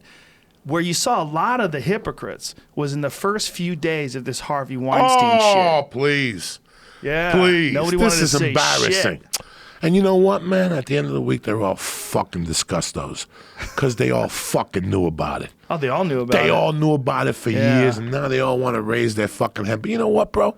When Harvey was giving them movies, nobody was complaining. Yeah, well, I've heard Nobody that was argument. complaining. Nobody was I heard that complaining. argument from a girl. She was saying that Harvey Weinstein gave them all careers. I was like, wow, that's a crazy argument. Two of the chicks thanked them in the Oscars. Yep. Now you're going to listen, leave me the fuck alone. The ones that really need to smack of them out are the guys that came out and said, I got molested once. My dick got touched at a party one time. We live for that shit. We live for somebody to touch our fucking dick. You know what I'm saying? We're not going to go to therapy. We don't say nothing. Somebody grabs your dick, you just fucking smile What if it's and a little go. gay guy? Whatever. Everybody needs a break from time to time. You know what I'm saying? You never let a gay guy suck your dick with ice cubes in their mouth? No, I haven't. It's a party. You know what I'm saying? I don't know. But I had a friend one time that he'd let anybody suck his dick. Anybody? Anybody. Anybody wanted to suck his dick could suck his yum-yum stick. Really? And one day he was telling me about fucking getting his dick sucked by a gay guy with ice cubes in his mouth. I nearly fucking died. He just let the guy do it? Yeah. He goes, fuck it. What was the tremendous. conversation? He was telling me how his mouth was cold and all this shit, and I was fucking dying. Wow. I couldn't believe it. Did he look at the guy while he was sucking his dick, or I did he didn't close ask his him. eyes? Listen, I don't want to know about that shit. I would want to know. But you wanted to know about the guy getting his dick sucked by a dude with ice cubes in his mouth. I mean, why not know whether or not he's watching it? First of all, when he told me the story, I was young. Right. I had never heard that story before. I was like 18. He goes, I let a fucking guy suck my dick one time with ice cubes. One time. But if it was so good, why not keep going? You know, it's tough to find somebody who will suck your dick with ice cubes in their mouth unless you give them the small 50. I think once you put it out there, you put that flag up, people I will knew come. that was the funniest thing when that crazy bitch from Superman, because she popped up like 8 days later. Harvey took his dick out one time, and I told him, put that back in your pants. And Crazy chick from Superman. Which yeah, one? what's that chick that's crazy? Oh, the one that was hiding in the bushes when they found her. She had no teeth. That one. What the hell's her name? What's her name? With the Superman with Christopher Reeve, right? No, the other one. Was it Superman with Christopher Reeve? The early Superman, right? Yeah, it was the one with Dean Cain. Who was the crazy? Dean Cain. Who was the one in there? Margot Kidder. Margot Kidder's crazy, right? Yeah. No, this was the other one that came out. You're talking about the one who was in Superman with Dean Cain, the TV show. Yeah, maybe. Was that really pretty girl's name? Terry Hatcher. Terry Hatcher. Is that her name? She was on the TV show. You got to talk in the mic, buddy. Sorry, she was on a TV show. She was in Desperate Housewives too, right? Yep. Yeah. Yep. No, it wasn't her. I had an ex-girlfriend of mine get so mad when I was talking about how pretty she was. This is the Missing Margot Kidder Superman thing. actress found frightened in the bushes. Yeah, that was in '96. Margot Kidder, yeah, she went crazy. 47-year-old Canadian-born actress, best known. You know what? That's the thing. Once you hit like late 40s and you're one of those actresses and they stop calling and you are already crazy and the pressure builds up, she'd cut off her own hair with a razor blade in an attempt to alter her appearance, a Glendale police sergeant, Rick Young, said. Whew. Oh, boy. Now, what She was happened with taken Let's Talk- to Olive View Medical Center for a 72-hour psychiatric evaluation. They could have spared 71 hours and 50 minutes by just bringing her to me. I would have went, yeah, that bitch is crazy. Now, what happened here the other day with Corey Feldman, though? I don't know. He you apparently got insult him? arrested. Oh, that thing. Yeah, did you I made a joke. And people get mad. Yeah, they got mad, but it wasn't them getting mad. It was me getting mad at myself. What was the joke? He was wearing a really small jacket while he was doing this performance at like a minor league baseball game, and he was doing like this Michael Jackson thing. But the jacket was so small. I go, is that a jacket he was wearing when he was getting diddled when he was a little kid? Oh, okay. And I was like, why did I joke around that? I was just trying to make Greg laugh. And I said something that and then afterwards when I saw it, especially out of context, I was very disappointed in myself. He wants $10 million to fucking expose pedophilia. I saw that. He's out of his mind. I think, I don't think first of all, he never said that Michael Jackson did anything to him. He said Michael Jackson didn't, but he said that there's a lot of pedophilia in Hollywood and he wants to make some sort of a movie on it, which I'm sure there's a lot of pedophilia in Hollywood. But like this idea that people are trying to kill him, he was saying people are trying to run him over, and isn't that what he was saying? Yeah. I watched the video for like 10 time. seconds and I felt bad for him. If they wanted to kill, caught up with him. yeah, if they wanted to kill him, he'd be dead. Yeah, two trucks tried to hit him. That's not real. See, this is like weird paranoia shit. Let me tell you something. If they want to kill you, you're dead. And it's not going to be trucks trying to run you over. It's going to be a guy out of nowhere, shoots you in the head and gets in his car, and no one's going to know who he is, and no one's going to catch him because they're going to hire a professional. Like this idea that someone's going to like miss him with a car and then they're chasing him, running him down. I find that very hard. I mean, it's possible, but I find it very hard to believe. I always think that like if someone is a very powerful man, like I don't know if the Clintons ever whacked anybody, but if they did, they whacked those fucking people. Like that one guy that was the big conspiracy theory about the guy who released all the stuff to WikiLeaks, the DNC guy, Seth Rich. Yeah. They killed that motherfucker. Whoever did it, whether he was killed because some random person decided to shoot him in the back in the middle of the night and not steal his watch or his phone or his wallet, whether it's that or whether it's what Julian Assange from WikiLeaks said, is that there's consequences to leaking information to WikiLeaks, because that's what they were saying. And people were saying, look, this is another one of the Clinton body count people, and then there's giant conspiracy theories about how many people the Clintons have had killed. I don't know if that's true or not. I have zero information. But I do know when people want you dead. You're dead. You're dead. When they're real people like that are real killers and evil fucks, there's a lot of people that have been killed. Like Putin. If Putin wants you dead, you get shot on TV in front of everybody and nothing happens. No one goes to jail. No one gets caught. You're just dead. That's the type of people we're talking about. So this, I have a hard time believing that like someone's getting like barely missed by a car. That's like some movie shit. Like they were coming after me, but I dived into the bushes at the last minute, and now I'm hiding in a motel somewhere, and I can't tell you where. But if you give me $10 million, I want to make a movie. You know why I feel bad for Corey Feldman when you see that performance? I mean, I bet he's a nice kid and stuff, but you could see Hollywood's just fucking made a mockery. Like they just beat him up, dog. Well, he grew up on TV in the movies. Yeah, they beat him up. If you grow up in the movies, you don't have a childhood. Who the fuck do you know? Who? Name one that made it through that meat grinder of growing up famous that's not completely fucking crazy. Name one. Name one. Look, Miley Cyrus might have got out of it better than any of them. She's like, her new album's really good. No, listen, as a musician, talented. She's great, bro. You ever see those ones that she's up on the hill in Tennessee with a little band and they're singing outside in the mountains? You ever seen her cover of Jolene? Yeah, Jolene, that whole thing. No, she's great. I've always liked it. She got a little crazy. If we play some of that, would we get in trouble? We played some of it before. Yeah. She fucking, once she started talking about no reefer, fuck her.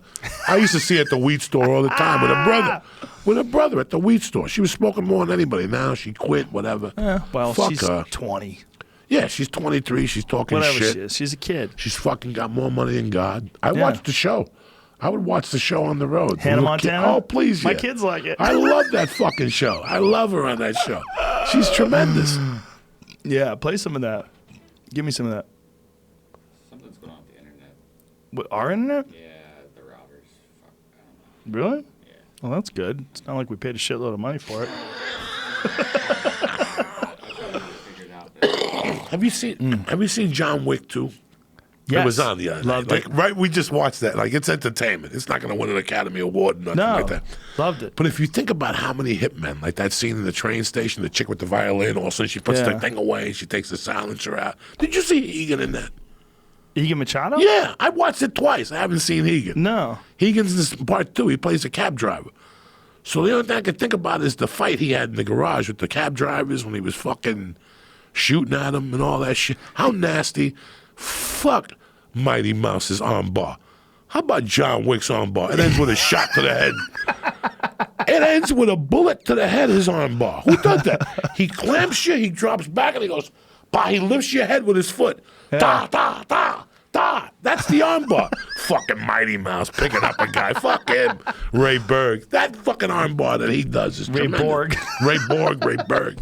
Hey, you know what? I'm realizing your computer is having problems with the internet. Mine is not.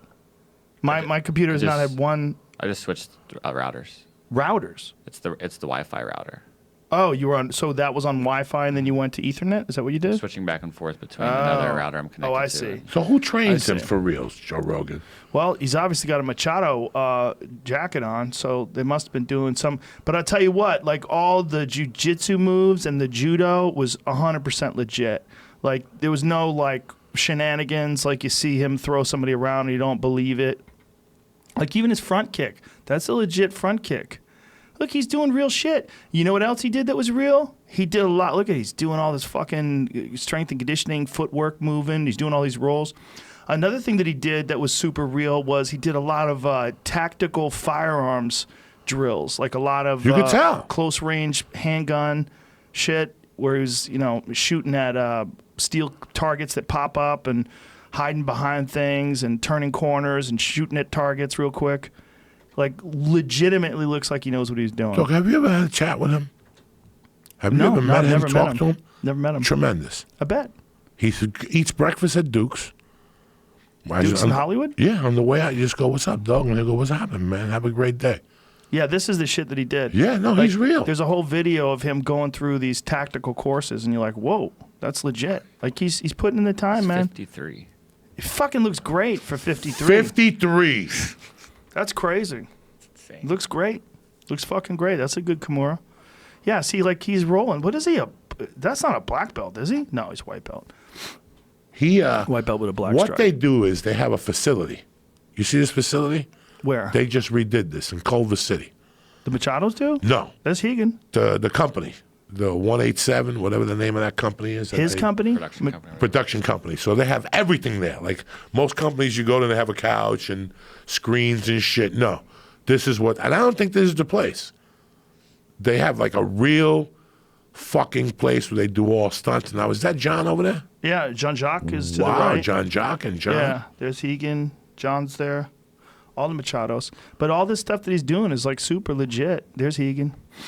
I mean, he really wanted to learn jiu-jitsu. Like he learned real jiu-jitsu as opposed to just making up some fake moves and shit. No, his armbar with the bullet at the end is fucking beautiful. They're fun movies. They're fun, ridiculous, sort of cartoonish, violent movies. It's really good times. When he goes to Italy, the chick Yeah. kills herself. I mean, Yeah. it's fucking crazy. Well, who's the girl, too, that is that sort of androgynous lesbian character who's in a lot of stuff? Orange is the New Black. Is that who she is? She's very pretty. She's got short hair. She's the hit woman in the movie. Oh, yeah. She plays the deaf girl. A deaf girl. Yeah, doesn't she play the deaf girl? In what movie? And John Wick, too? No, she's the hit person. And She's the killer that wanted to kill him. The fuck's her name? now she kills herself. Is that the chick that kills herself? No, she doesn't kill herself. Her. Just show me the fucking IMDb. No, that's not it. What's the who's in the Ruby Rose. Ruby Rose, that one. Yeah, that chick. You know, she's a real famous lesbian type character. If Oh, yeah, not- she plays the deaf that's one. it. She's the deaf? in the movie. I don't remember. Being Remember, she deaf. goes like this, and she's telling him that she want a nightcap and shit. Boy, and I she's don't always remember that at speaking. all. Yeah, she speaks sign language in the movie all the time. Oh yeah. Yeah, that's right. her. How did I forget that? because you stopped smoking weed in October. That's why, cocksucker. Because I'm just paying attention you went to sober bullets. October. I'm just watching people get shot. I'm not paying attention to the actual plot. It's just a fun, stupid movie. No, I love them both. That's a weird. I love him. I like all his fucking movies, man. There's just some people that you watch their movies, you don't need to think. Yeah.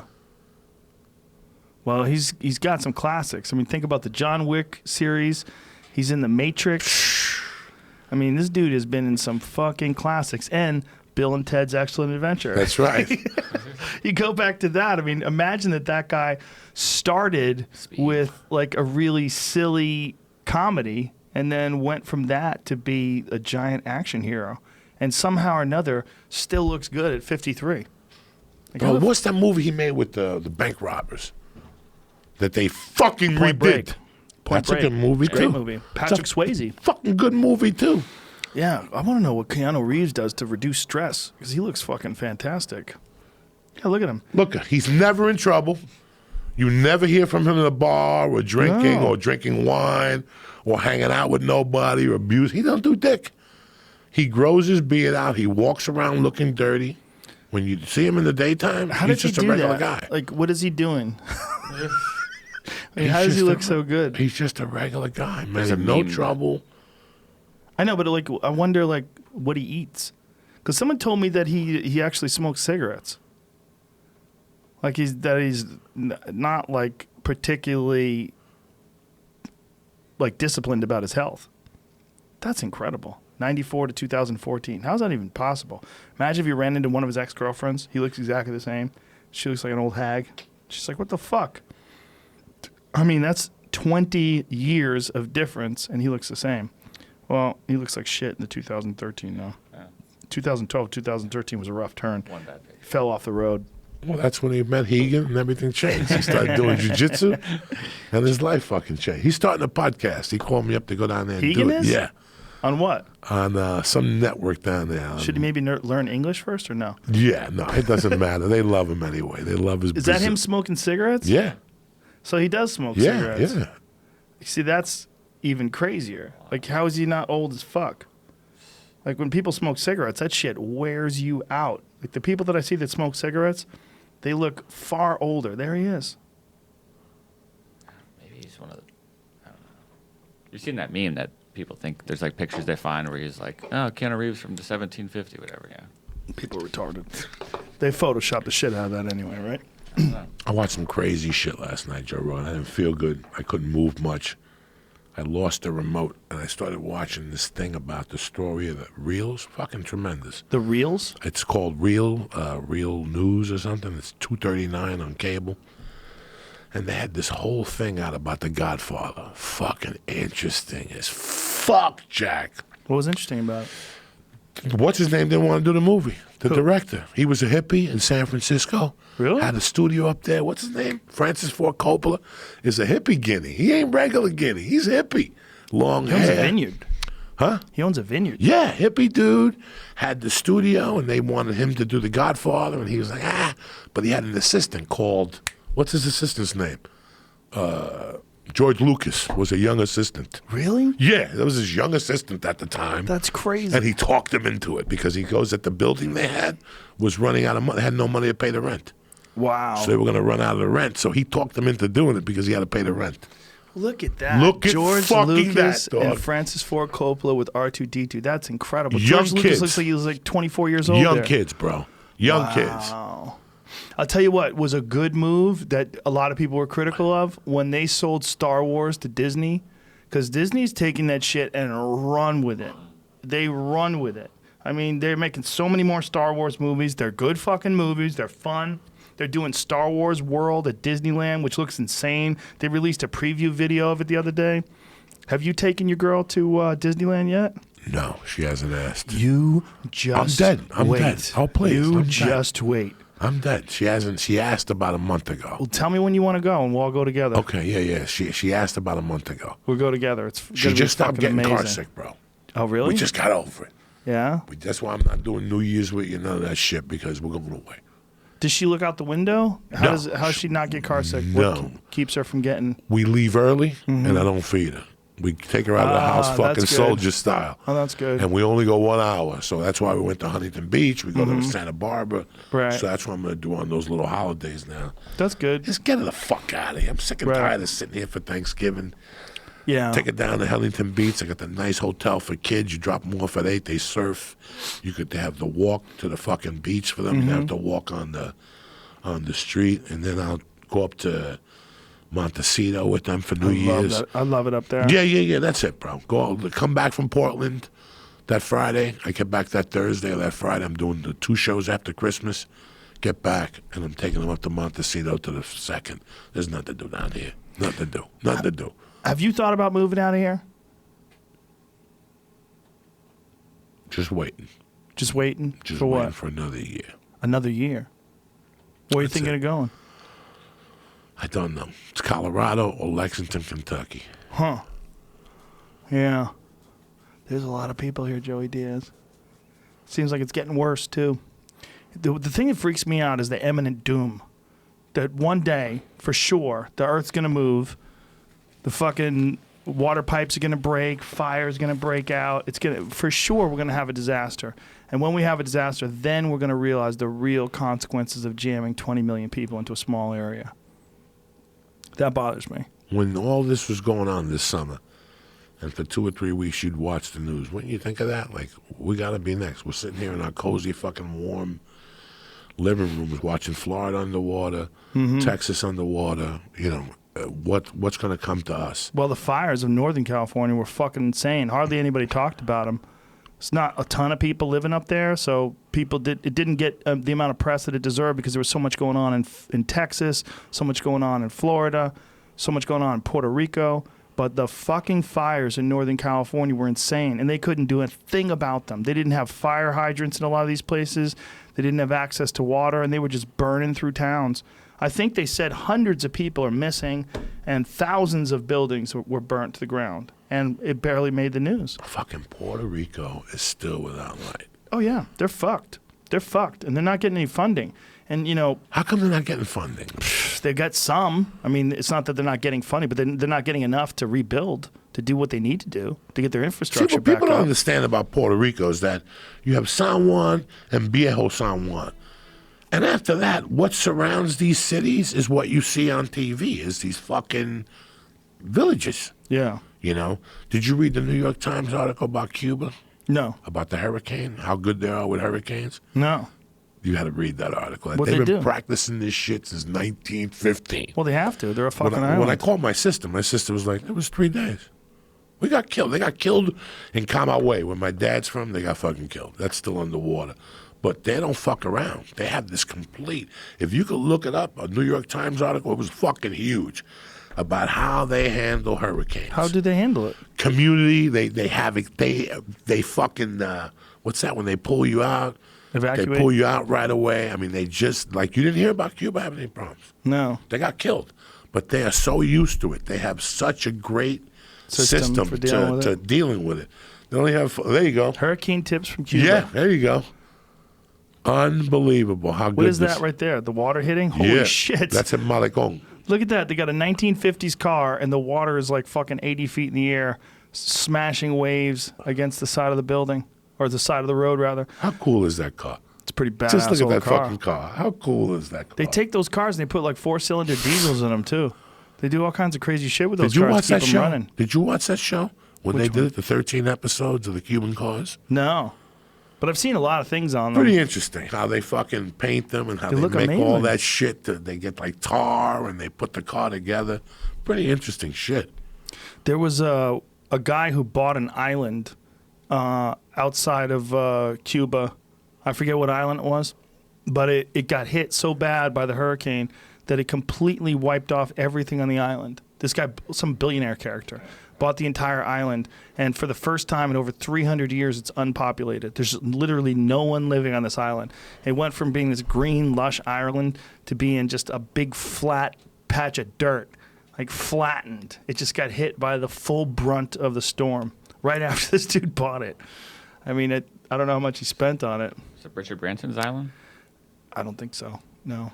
No, I think it was the guy who owns His island? John Paul Mitchell. Nectar Island completely. Oh, no, we noticed you use ad blocking. So Richard Branson says Nectar Island completely and utterly devastated by Hurricane Irma. Yeah, it's. I'm sure that island got jacked too. But there was an island that is completely unpopulated for the first time in 300 years. I forget what the island was, but these are just going to get worse. The crazy thing about these hurricanes is they're building up steam out in the ocean versus in the Gulf. Like usually they would get to the Gulf and they would build up because the Gulf has warmer water. But the water in the ocean is getting so warm. Yeah. That they It can. was the island of Barbuda. I don't think. Yeah, that's it. I don't think somebody owns that one. No, someone just bought it. Oh, really? Yeah. Yeah, some guy just bought the island of Barbuda, Let me ask you something, Barbuda. I think. So you've been thinking about leaving? Yes. Or you're thinking about staying? No, I think about leaving all the time.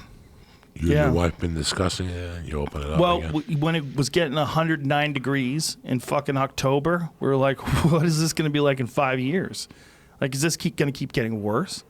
Like, if climate change is real, it seems to be. If we're getting record temperatures every year, which seems to be happening, at least around here, you got to wonder, like, when that's not sustainable anymore. When do you want to live in Phoenix in August? I don't. You know that Phoenix weather? We've been there before. Where it's Yes, 120 degrees. That's not dealable to me. You know? I mean, we gotta assume that Robert De Niro vows to rebuild the island of Barbuda after Hurricane Irma strikes. Why? Is it filled with black chicks? No, he owns. The year before, I guess he bought a resort there or something like that. Jamie's taking me all literal. No, that's not why. oh my God. Did you ever see when they did the fucking benefit for him? They did the tribute to Robert De Niro. No. And Beyonce got up there with a fucking miniskirt and started Oh. dancing. Poor Robert De Niro. Did he go crazy? Oh my God, you could see him just melting like salivate. Look at that dark skin. He loves the sisters. He does. Can't be mad at him for that. It's Fucking kind of savage interesting. that he Like, is there another famous guy that's known for loving black chicks as much as De Niro is? No. No. He's like known for it. Where you can crack jokes about it and everybody knows the joke, right? Like it's known for it, but nobody really says nothing because it's De Niro. Right. You know what I'm saying? Well, I mean, it's not But wrong there's with nothing it. wrong. It's There's just nothing got a wrong with it. thing. Yeah, that's his flavor. That's what you like. What the fuck you gonna do? But it's an obvious flavor. It's like, I mean, I can't even think of a single celebrity that's like known for having a predilection for Asian chicks. Name one. Okay. Name another celebrity that's got a thing for black chicks. It's De Niro. It's like De Niro's the running Wesley joke. Snipes. He's got a thing for Asian chicks? Didn't he? I think. Maybe. Yeah, maybe. Maybe he's married to one or something. Something. Yeah, but not enough where But like none, you could none, tell a none. joke about it. Like De Niro is one of those guys where like a piece of information has to be so far distributed, so widely distributed that you can crack jokes about it.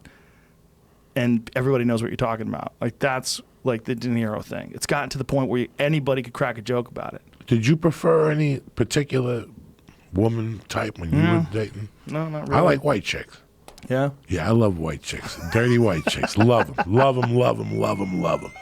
Chinese, I like. Why you know. dirty white chicks? Yeah, I love Why? white dirty. I don't know. Just something about, as a kid, I liked Irish chicks. I grew up in a place where I was surrounded with chicks with freckles and red hair and sweaty tits. And you know, I love all that shit. You know, I don't like dirty feet, but I like white chicks. You know, I like dirty feet. I like white chicks. You know.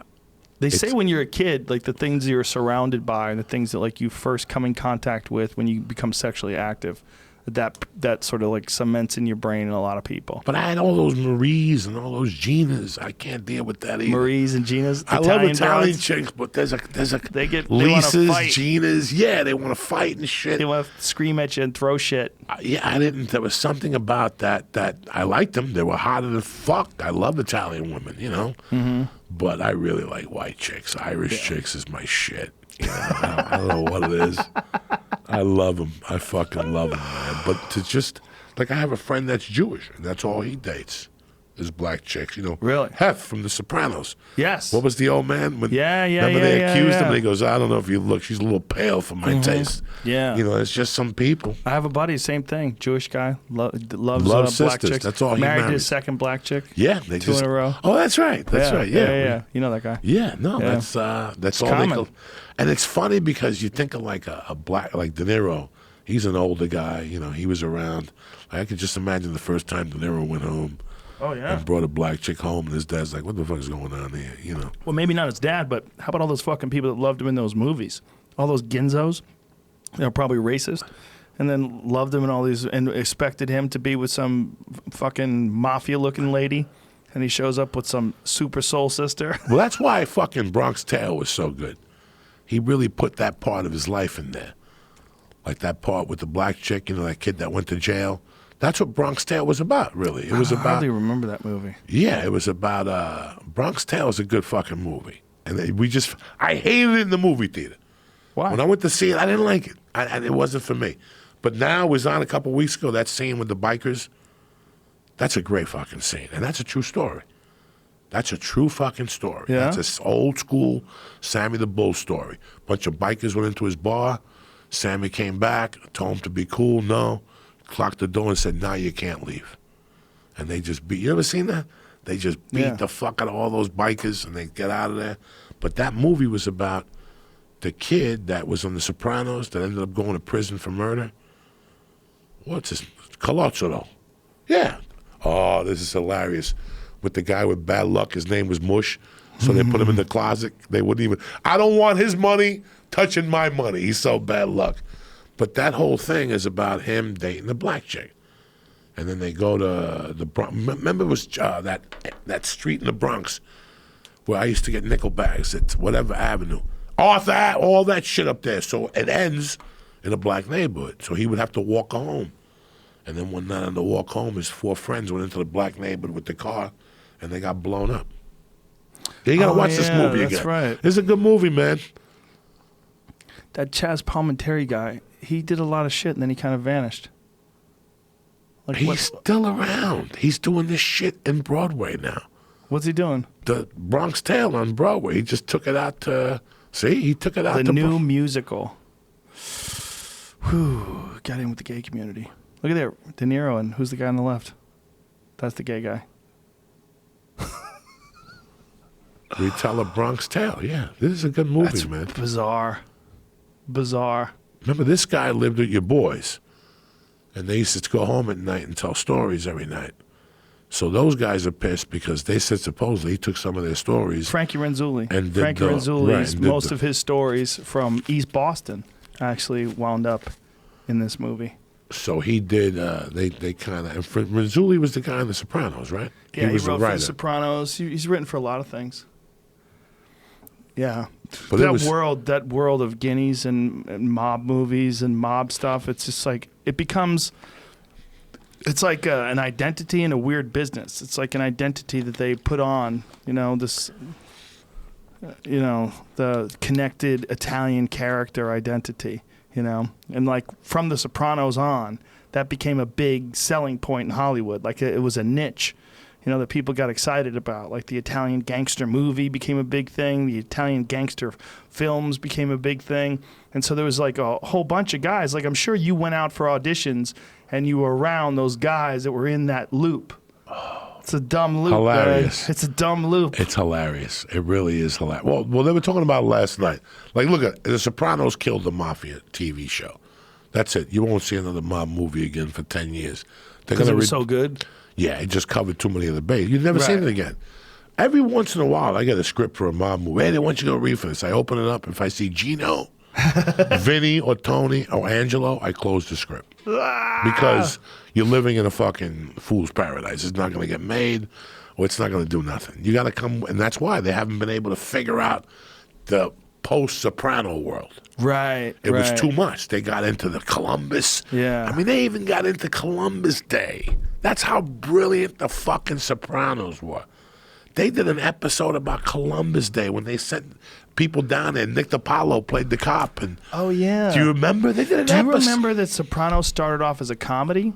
Yeah. Oh, yeah. Sopranos started off, the first episode was over-the-top comedy, where, what's her name, Edie Falco was outside with an AK-47 because her daughter was trying to sneak out. Yeah. I mean, she was a cartoon character. I mean, it was ridiculous. And then slowly but surely, it became this like really intense, complicated drama. And it wasn't funny at all. Well, the mother died, and that changed everything. It was the first show that somebody died and changed the course of it, because it would have been completely different. It would have ended with her being the boss. Yeah. It would have been the first time her. But they went back to this last night with The Godfather, how they had failed twice to make a mob movie.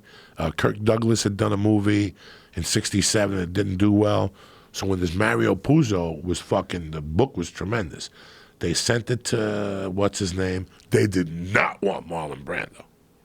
Really? No, they did not. Marlon Brando had been a dud. He had just done fucking that movie on the Pacific, that movie where he bought the island. Oh, Island of Dr. Moreau? No, No? one, the big one, when he first bought the island in 68 or something. Oh, when like he that. bought his own island. Right, but he shot the movie Bounty. What is it? The Treasure.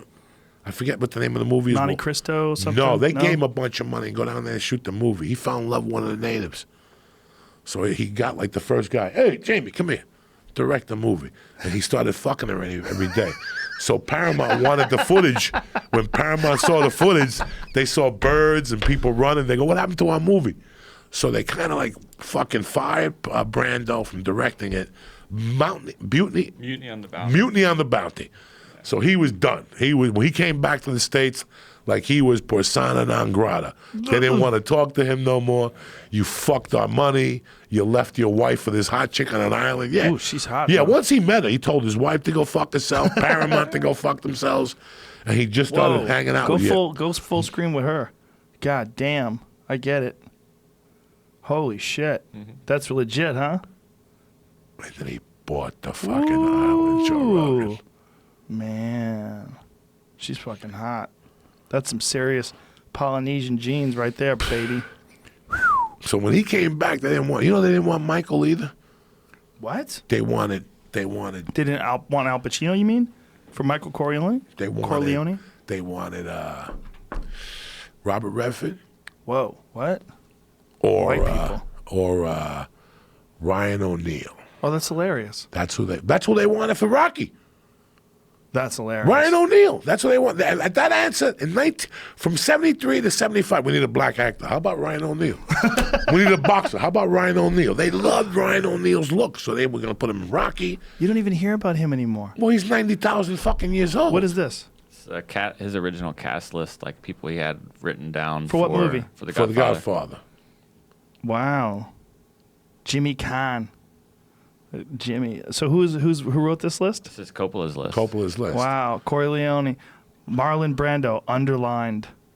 Lawrence He Olivier. wanted Al Wow. Pacino badly. He just did that movie about the heroin or something. Dustin Hoffman. And they he didn't wanted him. want him. The studio didn't want him? No, the studio didn't want him. He wanted him, but the studio didn't want him. Wow. So fucking John Saxon was going to play Sonny Corleone. That would have been John terrible. Saxon from the Enter the Enter Dragon? the Dragon, yeah. That guy was a good actor. Yeah. Robert Duvall for Tom Yeah. Hanks. Look at that list. Wow. That's amazing. Yeah, there's some movies that just, even today, if you try to watch them, they're phenomenal. This one's one of them. It's phenomenal. This one's one of them. Don't watch the one with the brought back footage, though. Which one's that? The one that HBO released. I don't like Sonny. You could tell how bad James Caan is as an actor then. Oh, it's brutal. It's brutal. Have you seen the 8-hour one? No. On HBO where they put them all together? No. They put them all together and they put all the pieces back in. Really? But you got to have a lot of time. 8 hours. Yeah, it's like 6 hours. Who's got time for that? You break it up into 2-hour segments. Hmm. But it's pretty interesting. It shows you what really happened with the father and him. Like the father would just torture Michael. How you doing? How's that little white girlfriend doing? Hysterical. There's a scene in the hospital where he pulls him over and goes, how's that little white piece of ass doing and shit? Did you tell her? And then he like, how's those medals? What are those, shooting people? He's shooting strangers and shit. And then they go into, it opens up with them at the wedding, and they go from the wedding to the hospital to see the guy, the originally consigliere. And you got to see that scene. The dude is sitting there, and Brando walks in, and he's like, Godfather, hold my hand. The Reaper's going to come. But if he sees you, he'll be scared. Like, that's how fucking much they love the Godfather. And then he goes, listen, I'm here with my 4 sons. He ain't going to bother you. I'm here with your sons. I'm here with my sons to pay their respects to you. He ain't gonna bother you. Shows all that shit. The guy that blew up his wife in Sicily, it shows him getting him in Buffalo now. Oh, really? They He put that owns back in? Yeah, he owns a pizza parlor, and he gets in the car, and they blow him up. They show all that shit. So who cut that stuff out? The studio or studio. the director? The 'Cause studio, they I think. it was too long? Yeah, don't quote me on that. Maybe the studio, maybe the director. But James Caan's scenes are just not too bueno. No? You can see he doesn't. But Michael's fucking tough. Michael, Salazzo, all those dudes. That's when directing was directing. If you've ever done anything bad in your life, if you've ever done anything bad, when you do something bad, your ears ring. Your ears ring? Oh, when your adrenaline's off the charts, when you're hiding in a bush and somebody's coming towards you and you got to hit them with that stick, you have no idea what happens to you. You have no idea, Joe Rogan. That's why I've always loved The Godfather, all those type of movies, because when he comes out of the bathroom, you hear the train screeching. Gee. Right. But that's what you hear. When your heart's pumping, bro, when your heart's pumping, I'm just talking about hitting somebody in the head with a stick. Right. Never mind having to come out of a restaurant with a gun and shooting 2 people. I can't imagine where your heart goes. Wait till you just get up and shoot people. Your heart beats, that adrenaline's going. Yeah. You don't hear nothing. Like when I used to rob houses or rob drug dealers, I can't hear nothing. You just go under, bro. You just go under. Your heart takes fucking over. I had this, I forgot about this. I had this, when I was 19, I was an electrician. Did you know that in Aspen? Yeah, you told me. There was a dude that used to break my balls all the time. Like say stupid things for me. He would always go, there's 2 things about you I don't like. You're Cuban and you're from the East Coast. So I always knew me and this guy were going to have a little fucking problem. I was 19. He was a little older than me. I always knew me and this motherfucker were going to have a problem. And he'd always say little things to me. Go get my tools out of the bag. And I'd always tell him, go get them yourself, bitch. And I was kind of scared of the guy. But I knew me and him were going to battle one day. And one day he said something to me. And I told him to go fuck himself. And when I came back from lunch, he put a box cutter to my throat. He got me as I was coming in. He threw me against the wall, and he had the box cutter on me. I was bigger than him physically, and I knew I could fuck him up. I was just scared. I was a young kid. I was living in Basalt, Colorado. I was not on my turf with my friends.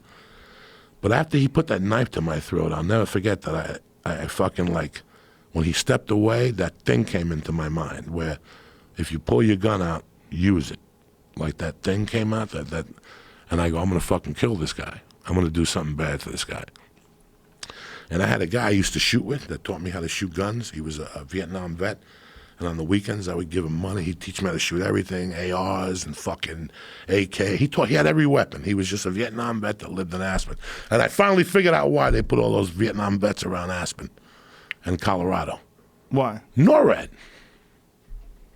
Yeah? NORAD, so they could be ready to fucking rock. I never thought about that. Everybody thinks that if we get hit, we're going to hit California and New York. The most strategic place to hit would be NORAD, wouldn't it? Because they control everything out of Colorado and under that fucking mountain. Do they? Let's read up about it. I don't know shit about that. Yeah, that was years ago. They always said if we would get hit, we got to hit Colorado first. So what happened with you and the guy in the box So cutter? me and the guy in the box cutter, I kept fucking, I was scared of this guy, Joe Rogan. I was definitely scared of this guy. But at that time, I wanted to kill my stepfather. So I went to my friend, the guy who was teaching me how to shoot and shit, and I told him about what happened. He goes, well, if you're thinking of shooting your stepfather, why don't you use this guy as practice? Whoa. What's the difference? If you're going to go back to New Jersey and stalk your stepfather and shoot him, start with this guy. Use him as fucking practice, you know what I'm saying? I was a little pussy. I thought about it, but I didn't like that the guy put a knife to my throat. I fucking didn't like that, Joe Rogan, at all. So I said, I'm going to get this guy. So I was cool to him at work. I let him go to work. This went on. I figured I'd get him over the holidays. He was a boozer, and he went to this little bar in Carbondale all the time. And I figured I might get him down there. So I went to Fred. I go, teach me everything I need to do to get this guy down. And he goes, we're going to get you in and out of there as quick as possible. And he's the first guy that ever taught me a hanger. You whip somebody with a fucking hanger, it's all over. You take the hanger, whip it, tape the other side, and just come out at dark with a hanger. They don't see nothing. All they see is this. That's all they see. They don't see a fucking hanger. You know what I'm saying? And I'll never forget that I stalked this guy for fucking a week, man. And I finally fucking caught him. Joe Rogan, do you know I couldn't hear for 2 days after I hit him with that hanger? So you beat him up with a hanger? I beat him up with a hanger and a fucking fighting stick. A fighting stick? You know, have you had those? You know those like fucking, Kali, Filipino Kali sticks? Yeah. I took one of those, I put it in my jacket, and I whipped him with the hanger first when he got out of his car, and then when he went down, I whipped him in the legs. Dog, I pissed my pants. I had shit in my ass. Fear is a motherfucker. Like, even when you're winning, fear is a motherfucker. And I couldn't hear for 2 days after And that. what happened to the dude? Never came back to work. Really? I went back after the holidays thinking I was going to get arrested that day because I did it well. I had the mask with the holes. I did it perfectly. I threw all the clothes away down in Glenwood Springs. I got rid of everything. You know me. I had this teacher that taught me everything. He goes, if you're going to have blood on your clothing, DNA, sweat, get rid of everything. So I had a bag in the car. I went down Valley and got through my clothes as I went down the 80. You ever go up and down 82? If you go from Glenwood Springs up to Aspen, that's one of the worst roads in the country. I just threw my clothes out of there. If I was 18, 19, this guy had to be like 31, bro. I could smell the fucking, I was just whipping him at night with that whip. Then I took the stick out and I hit him in the legs a few times. And then I got close to him and I said, don't tell this to nobody or I'll fucking come back and beat you again. And because I didn't want him to hear my voice. I went back after the holidays. He never came back to work. The guy sent somebody down to his house and never came back. But I was so deaf. Like, there's been a couple times that my hearing has been gone because of something bad that I've done. And my heart beating and the adrenaline, all you hear is like a fucking beep. Well, most people are just not used to that kind of confrontation, you know? No, The neither am average I. person. Neither No. am I. Well, the average person. I mean, I just couldn't let him get away with that little motherfucker. You know, I just. And you never saw him again after that? Never saw him again. Moved everything. He moved? I was shitting pickles for a couple of weeks because I thought he'd come get me. But he never came. Did he know it was you? I don't know. Really? I don't know. I gave him like a 3-month window after the knife thing. I wanted him to forget about it, like I was going to do it the right way. This is how you do it. Right. You know? Wow. Now, imagine that was you at 19. Like, imagine. Like, stop. There's points in your life where you go, was that even really me? I mean, I know it was me because I have the memory of it. I know it was my physical body back then. But was it really me? Dog, when I was trying to write the book, I would read like those chapters. I would read it 2 days later, and I would have to stop Joe Rogan because it didn't stop. Like, it didn't stop. Like, when I was in high school, like, we went from robbing a gas station to my buddy losing $60,000. Now we had to rob somebody to get the money. Then I was on a flight to Sarasota, Florida. And then the people, you know, when I was 18, I robbed a jewelry store, and I had to go away. I got a call one day, and they goes, come back. The guy got it all taken care of. They didn't arrest you in 60 days, so he filed an insurance report. Now they can't arrest you. You know, like, I learned about all those things at a young age. Like, what a scam. So the guy knew I robbed him. And then afterward, a friend of mine told me, he goes, yeah, I bumped into that guy at a Christmas party. He was happy you robbed him. He goes, he wanted you to rob him. He just didn't want you to come back because then you get arrested and have to pay restitution. What can I afford, $5 a week? Right. If he collects the insurance, he gets a big lump sum payment, plus he could lie about what was in there. So I was doing him a favor. No shit. Fucking crazy what you learn, man. What you learn as a fucking young... I was fucked up, Joe Rogan. Isn't it was amazing fucked up, that man. you got through it all, though? That's the really crazy thing. You got through it all pretty unscathed. No. Physically. Cost me a couple years of my life. Cost me my daughter. Cost me a couple years of my life. My early daughter. When you got arrested. Well, I got arrested for the kidnapping. Then I had the kid. And then I had my beef with him. You know, I had the beef with him when he called me a spick and I smacked him. And I had 2 felonies already. They were going to throw me in jail for fucking life. Him being the guy that was dating John was dating ex-wife. my ex-wife. And when you have 2 felonies, one more, but he couldn't. In the city, thank God for Boulder and liberals. Thank God for Boulder and liberals. You can't use a racial slur inside the city limits of Boulder. Really? Because it's illegal? Because the University of Colorado, when that chick called J.J. Flanagan a nigger, and he smacked her, and he got away with it on Monday at court because she called him a nigger. So the same Who was thing that happened. chick? What was that story? Some white chick was drunk, coming out of a fucking Pogo's, one of those 18 and over bars, and she got into an argument with J.J. Flanagan on the corner. You know, it was very J.J. racist. Flanagan? J.J. Flanagan was a football player at the time for the University of Colorado. Do you ever see that from like 89 to 93, they had a lot of problems in Colorado. They were getting called criminals, but what it was just 3 black guys walking down, you know, fucking Boulder at 11 o'clock at night. Cops pull over. One of them says racism. They get into a fight. I mean, don't get me wrong. Nobody was angels. That fucking one linebacker they had, Canavis McGee, somebody called him a yam one time. He punched him in the face so hard, he broke the guy's eye socket. That guy ended up going to the fucking New York Giants as a linebacker. But that's how bad that cop problem with the college football players. It was that bad in Boulder at one time. So when I went to court and the guy goes, there's no charges here. Even the cops wouldn't charge me. They wrote me a summons to go to court, but they wouldn't charge me for smacking the fucking dude. Then right after that, I knew, you know what, man? If I stay here, I'm going to go to jail. That's number one. Number two, I really wanted to do comedy.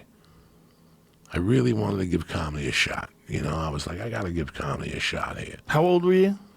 32 years old. I got on stage the first time, 1991. So how long is that? 26 years? Right? Yeah. 26 years. So the first time. I dicked around for the first 2 years, but like by 93, I got really serious about it. So when I went back to be a dad, I was really serious about that. I had a good job, but they kept fucking with me. But that one day when he called me a spick and I smacked him, that changed everything. I was like, that's never going to be the same. I saw my little girl crying, you know. She didn't grow up in that. I grew up in that world where people were getting smacked and, you know, she didn't grow up in that. So I just said, listen, I'm never going to win this fucking war. This is going to be a war that I'm going to either end up in jail or something good, and I'm going to kill one of these fucks. I might as well give comedy a shot.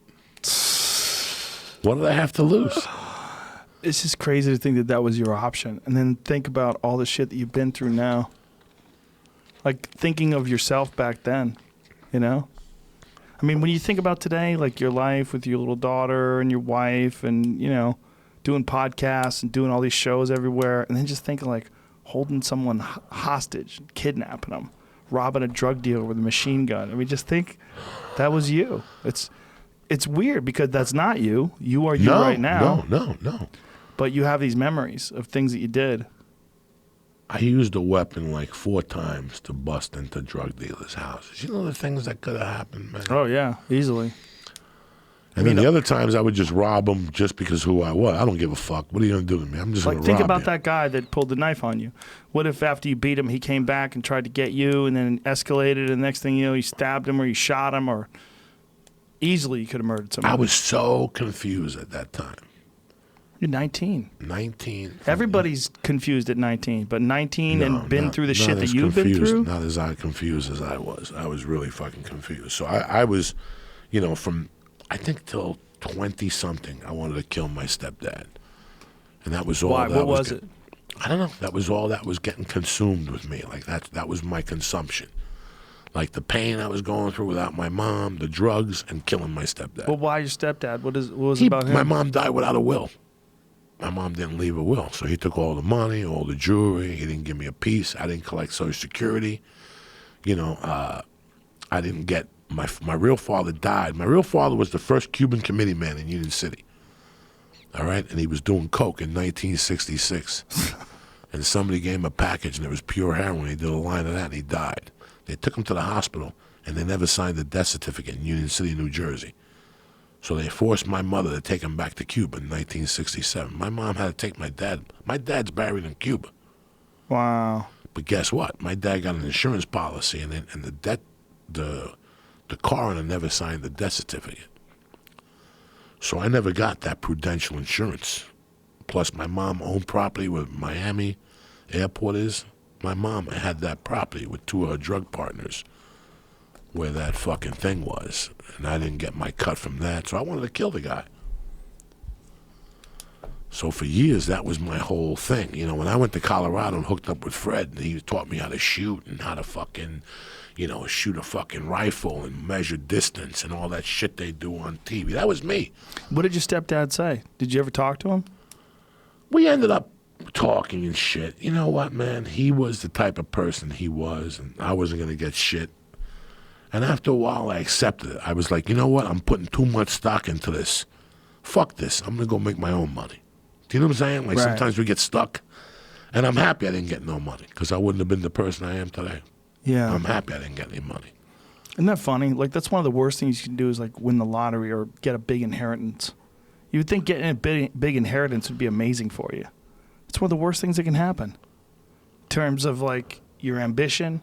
If, like, you're in the middle of doing something, you got some ideas, or maybe you don't know what you want to do, and you need to find something, you're hungry, and all of a sudden you just get a giant chunk of money, and now you're buying things, and your ambition's gone.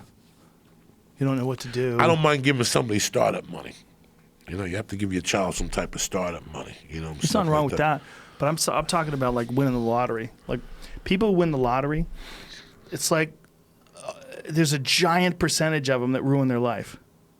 Giant. Like they've done all these studies on people winning the lottery. So what is it? Because I'm giving you a bunch of money. You didn't earn it. Like, I'm giving you a bunch of money. Is You that didn't what it earn is? Yeah, Okay. for sure. Like, think about you and all the money that you've earned in your life. You've earned it. You do all these shows. You've built up a successful stand-up career. You built up a successful podcast. You've done a lot of film and TV. You've worked. Right? You've gathered up and you make a good living now, you know, but this is all from work, right? There's a build up to it. It makes sense in your head. There's an effort. There's a reward for that effort. There's motivation. There's discipline. There's focus. And then there's a payoff for all that. If you just get the payoff with no discipline, no focus, no lessons learned, it's just not a healthy way to exist. It's terrible. That's why rich kids are so fucked up. Rich kids that grow up with trust funds are all fucked, not all of them. A giant percentage of them are fucked up. I knew a guy who was a rich guy, and his parents were fucking billionaires. And he grew up with 2 trust funds. He burned through his first trust fund, fucked that up, and then they had a backup trust fund for him. He was buying houses and flipping them and losing money and investing in businesses, and they all went under. He had no discipline, no understanding of what money really was, and no hunger, because he never had a time in his life when he was poor. He never had a time in his life where he was worried about paying the bills. And if you don't have that, and you don't have that real motivation, I just don't think you ever really appreciate success. The people I think that appreciate success are the people that worked for it. You know, where you could remember back when you were poor. Like, I've had people say to me, like, why do you do so many jobs? Why do you have so many things you do? Like, why do you keep moving? Why do you do so much? Because I remember being scared. I remember being broke. I remember having no idea where the fuck the money was coming from or what my future was going to be. And I was always terrified of being a loser. That's that feeling of not succeeding is what motivates you. Knowing that you failed in the past, and that, you know, there's been many times where, like, how many times have you bombed and you get off stage, you're like, I can't do this. I'm not a comedian. I'm fucking terrible. Like, I got to figure out what the fuck I'm doing with my life. If you don't go through those things, if you don't have those experiences, if you don't have those moments in your life where you're unsure of the future, you're not going to have the real resolve that it takes to make it, the grit and determination that it takes to move forward. And if you don't have that, any success that you do have, you're not going to appreciate. Nothing comes easy. And if it does come easy, it's not, you don't have it. You don't really have it. Nothing comes easy. It's so funny how I would never stick with jiu-jitsu if it wasn't for stand-up. I would have quit jiu-jitsu after the third time. Because I would have thought I wouldn't be able to do it. Yeah. Once you try something, you're like, I can't do this. You're dead. You're dead. But with how fucking scary. How weird is it that you and I chose a career that basically for the first 2 years we're not going to get a dime? Not a dime. And no certainty at all. And no nobody future. understands that. Like, nobody understands that you're not going to get a fucking job at all. Not only that, there's no pathway. It's like, if you want to be a doctor, you go to college, you get a degree, you go to medical school, you do your residency. There's a pathway. That pathway is it's hard work. It's very difficult to do. Not everyone's going to get through it successfully, but at least there's a pathway. What the fuck is the pathway for being a successful comedian? Your pathway is different than mine. Mine's different than Duncan's or Ari's. We all have different pathways. We all have different styles. We all have different points of view. We all have different ways we deliver material. We all have different ways of writing. No one can tell you what to do. When you first got into this, did you think of any success? Honestly, what did you think the outcome was going to be? Because for me, I thought that I was just going to be a road comic, and if I was an extra in a movie, that would be the best it would get for me. Like, that's the honest truth. You know, Fitzsimmons and I were talking about this recently because Fitzsimmons and I started out exactly at the same time. Our number one goal was being a professional, like getting paid, not having a day job. That was the goal. Being able to pay your bills. That was my goal. That's it. Not having a day job. Yeah, I didn't care if I made 80,000 or 200. No. No, there was no number. No. There was no like I want to buy a mansion or I want to buy a Ferrari. I just wanted to be happy. Yeah, I wanted to be happy. I didn't want a day job.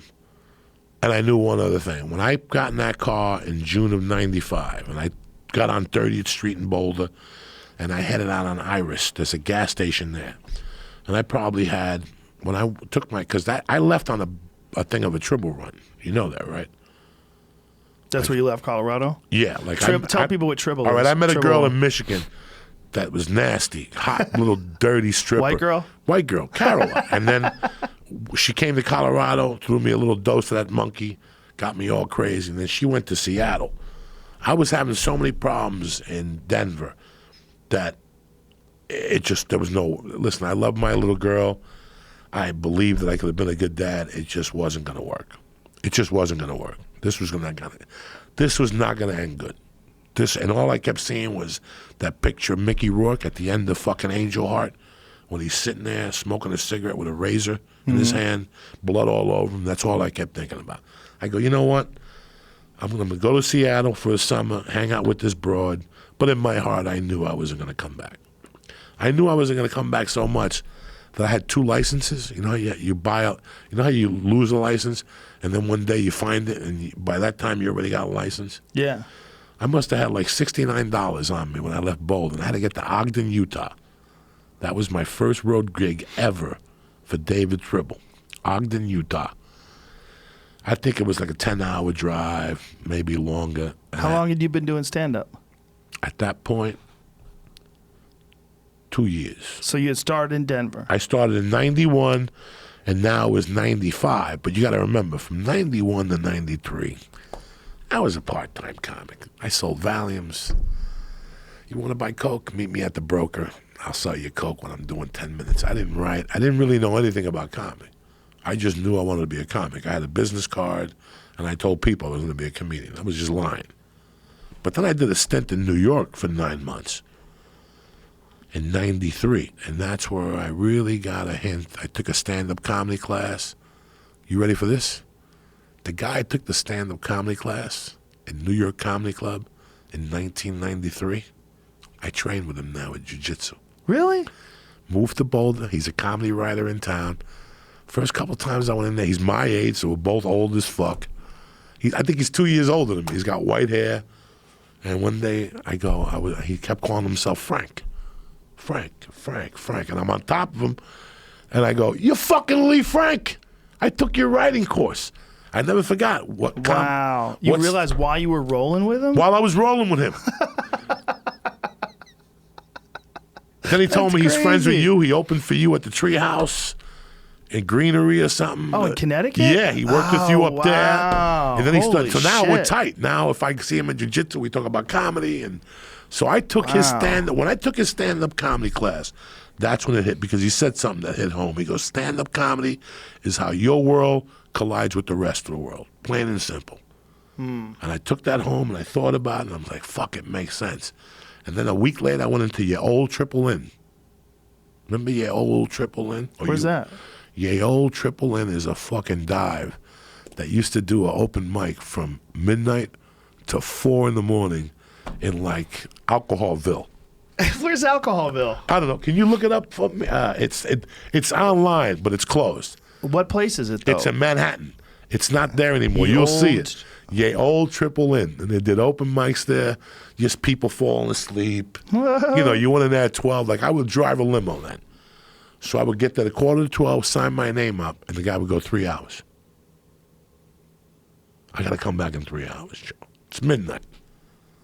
So I would take the limo, go to Harlem, buy a package of Coke, maybe buy reefer, and then I would go there and do my last spot for the night. Look. The old Triple Inn. Wow, look at that place. Look at this place. They had an open mic there? From 12 to 4 in the morning. Look at it. Wow, that's crazy. So I go in there. 12 p.m. to 4 a.m. Holy shit. This is 1993. I got nothing going on. I'm depressed. I'm driving a limo. I'm snorting coke every night. I'm living in a little cot, and I go in there one night. Who's in there, bro? But John Leguizamo. And he's on stage just talking. But when I was sitting there watching him, bro, I noticed something, that there was 8 people in the audience. But in his world, it was Madison Square Garden.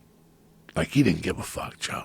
It's like when you do the Comedy Store late and there's 6 people, and people, you get off and you're like, people are like, that was great, bro. Sure, it was great, because I had made believe I was at the Garden. Yeah. If you think about 6 people at the store, you're not going to be you. You can't think about it that way. You know when Paul Mooney, Paul Mooney always intimidated the shit out of me. Me too. Because I always knew that he was a writer for Pryor, and he was like the elder statesman of the Comedy Store back in '94 when I first started there.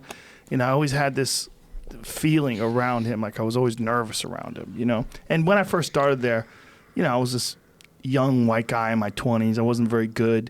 You know, I didn't get any respect from him, you know.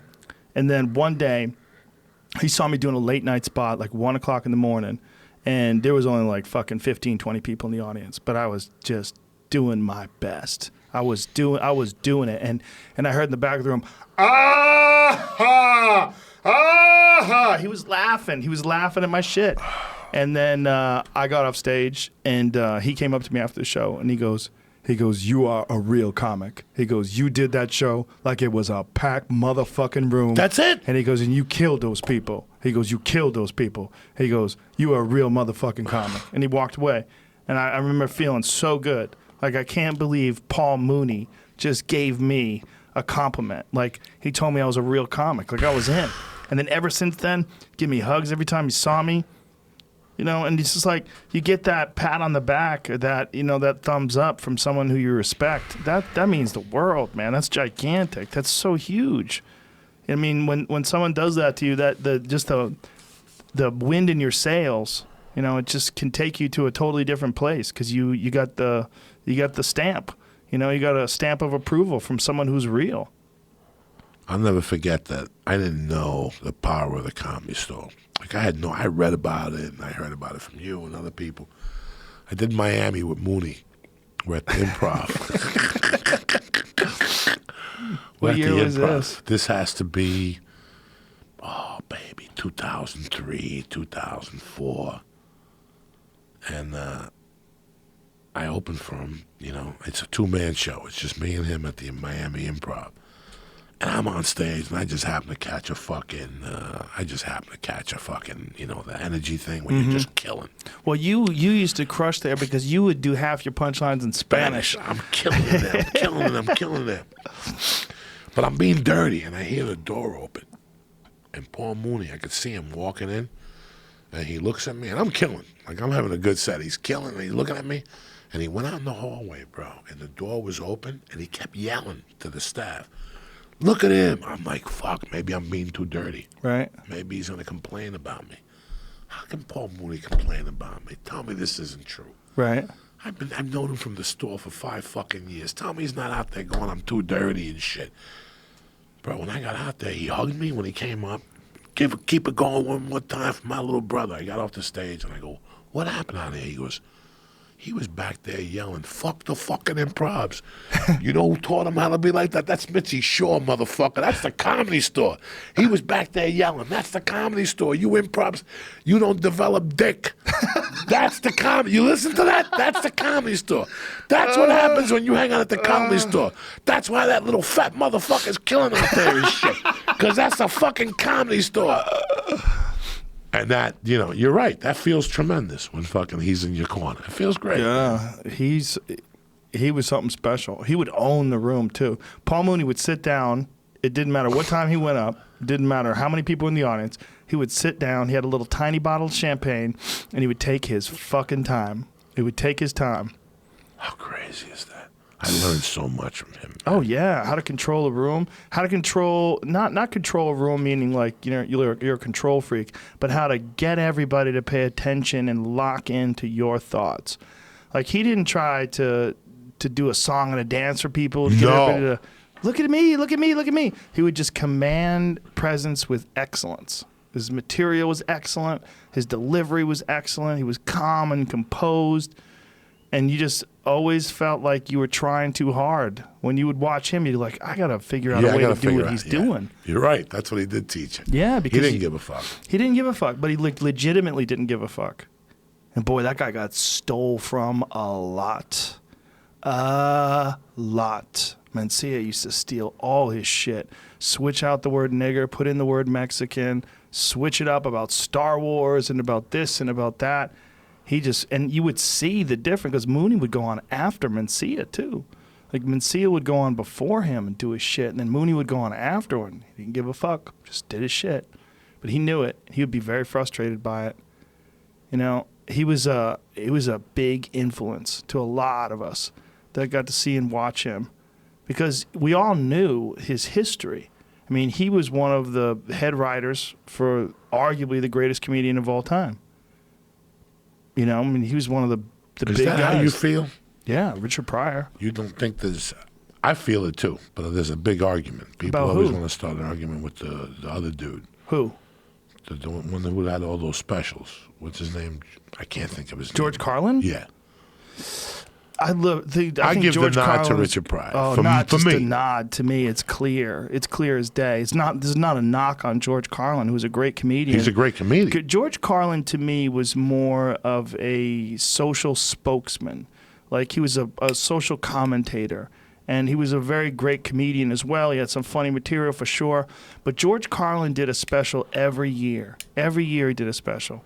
And I think... you know, his body of work is certainly larger than anybody else's. And he's certainly one of the all-time greats.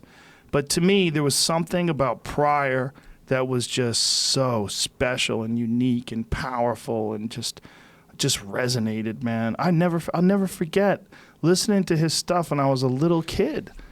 Me and my girlfriend in high school, I think I was like 16 and she was 15. And we were in my room listening to Richard Pryor on a cassette and just crying, laughing, sitting on my bed, laughing and laughing. And I'll never forget going to see him. My parents took me to see live on the Sunset Strip when I was like 14 or 13 or something like that. I'll never forget being in that movie theater, laughing so fucking hard and looking around at people like rocking back and forth on their chairs. And all I remember thinking is, I can't believe this guy's just talking. Like, I'd seen all these amazing movies like, you know, Back to School or Stripes or, you know, name the comedy movies that you've seen all these years. I saw all these comedy movies that were great and funny, but they were never this funny. Like, this guy's just talking. I'm like, this has got to be the funniest shit of all time. And he's just talking. And especially when, yes, this is 82. Okay, so I guess I was 15. So I was 14 or 15. That's when it came out, was 82? Yeah. So I was 15.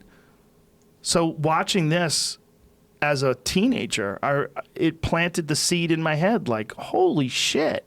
Like, how is it possible that this guy can do this, that he can just talk, and that talking and just explaining your life experiences could be so hilarious. That's the seed that was planted in my head. I mean, I never thought I was going to be a comedian. I never had any aspirations.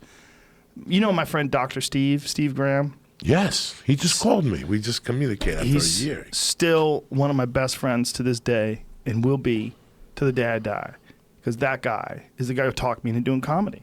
I was training. That's when I was competing.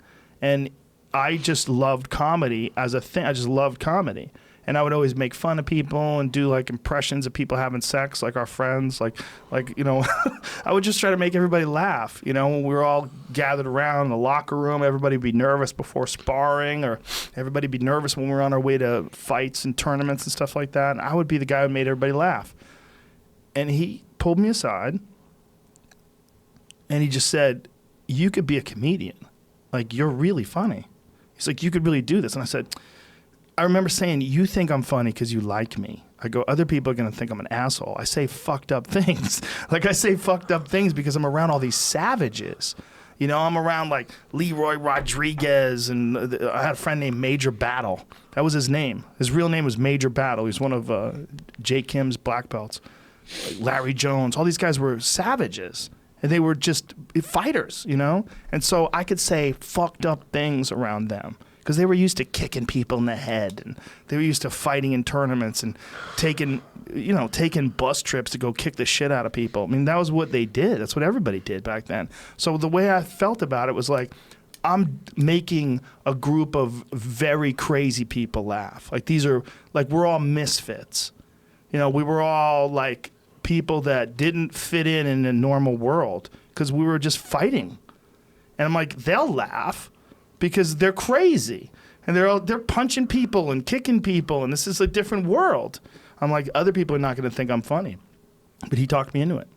And so from there, I started writing some stuff down. I waited about 6 months till I turned 21. I went to an open mic. And then after I turned 21, like maybe, 16 days later, I went on stage. I turned 21 August 11, 1988. And then August 27th, I went on stage. Wow. Yeah. But that was just 100% someone telling me to do it. 100%. I always loved it. I used to watch Evening at the Improv, and I would always watch stand-up on The Tonight Show. But I just loved it like the way I like music now. You know, like I love watching music or listening to music. I don't have any talent. I don't have any aspirations, but I just love music. To me, it's just, it does something to me. It makes me feel good. I'm a fan of it, you know. I'm a fan of a lot of shit that I'll never do. But stand-up, it was just one of those things. Like, I just love doing it. And I would, you know, it would just be my number one source of, like, release as far as, like, entertainment. It's funny that you say that about words, because for me, I was listening to the Beatles with my buddy, and he had an older brother that was a junkie. Like, that's how I discovered Richard Pryor.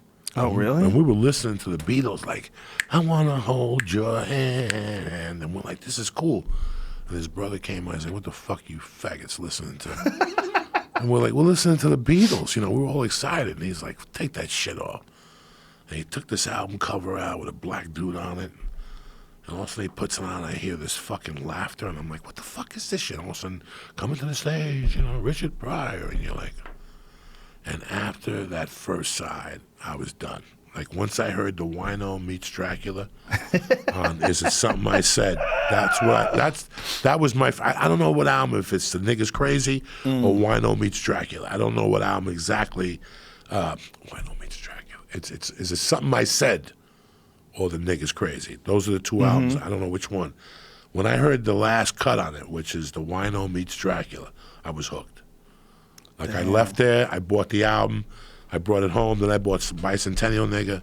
And there's a friend of mine, Ray Cannella, who I still talk to. He was a VP of sci-fi. And he goes, do you still remember coming home to my house in the 6th grade and your mother catching us listening to his mother? And I wasn't allowed in their house. He goes, don't you remember that shit?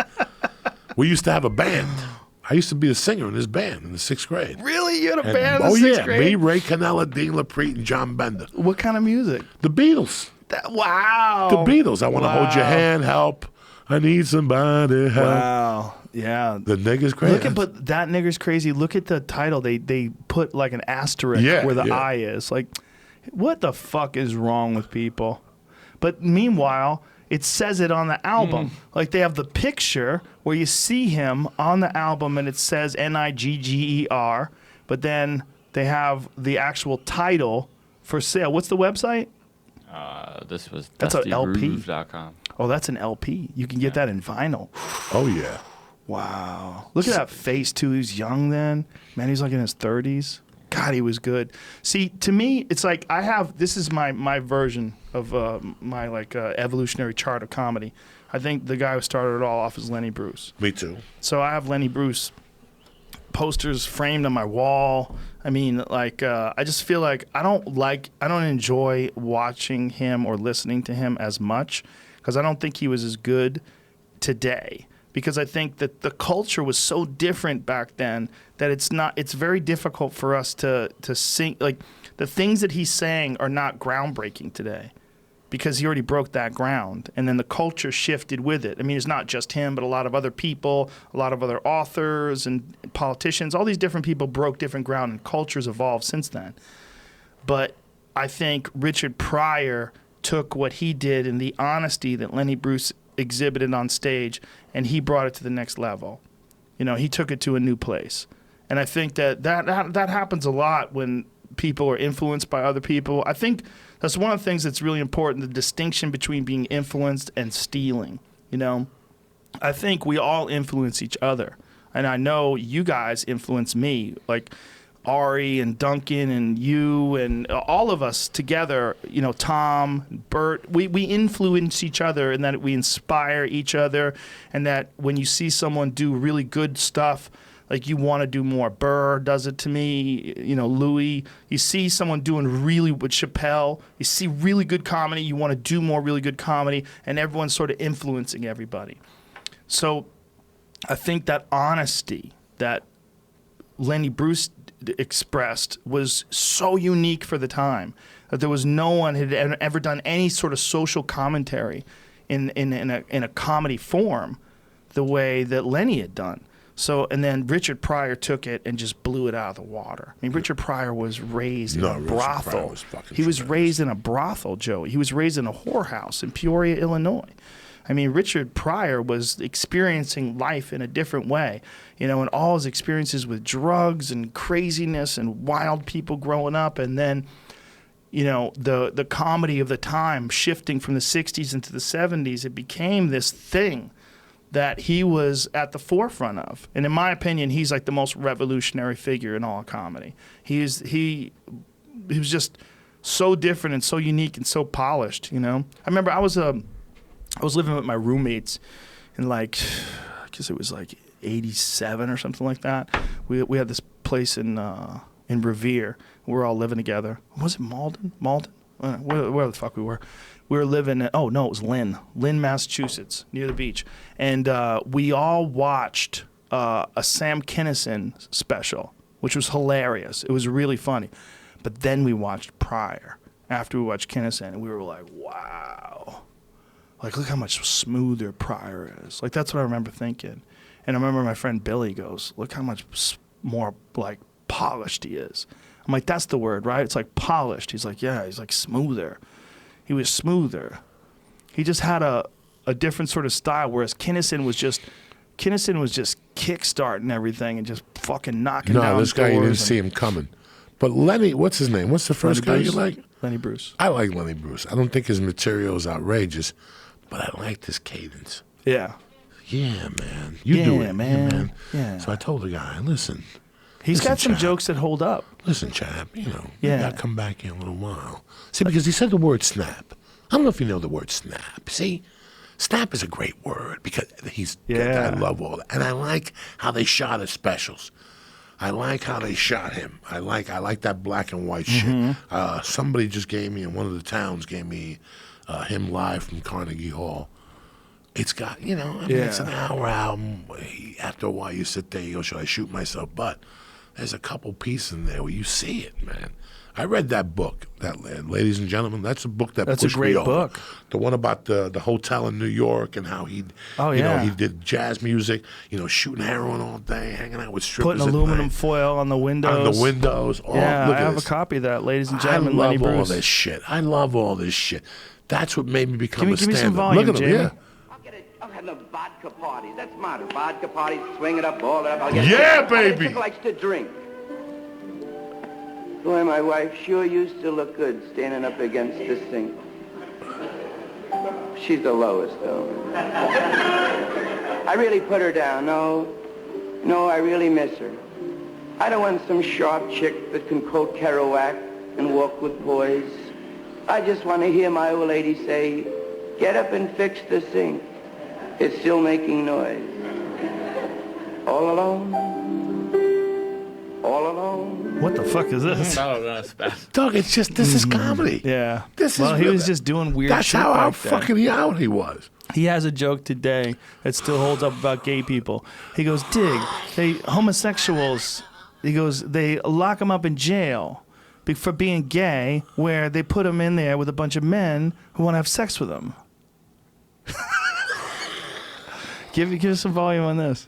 Will Elizabeth Taylor become bar mitzvahed?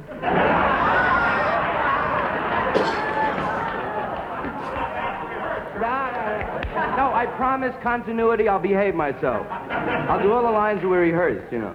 That's the thing, you know. I have a reputation for being sort of controversial and irreverent and also the semantic bear trap of bad taste. And actually I do have, and I will always be accused of bad taste by the people who eat in restaurant service, you know, that kind of scene too anyway, yeah. But you might be interested in how I became offensive.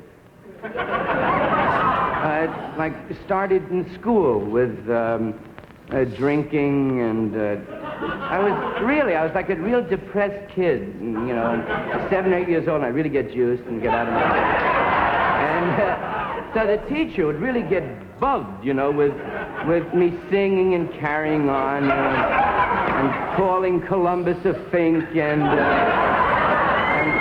boosting Aaron Burr and all that. And then smoking. I don't know if you can see it. Can you see that from here? I've got like this tattoo here. I'll fix it. Oh, can you see it? I smoked Marlboros and I was 6 years old and it grew up.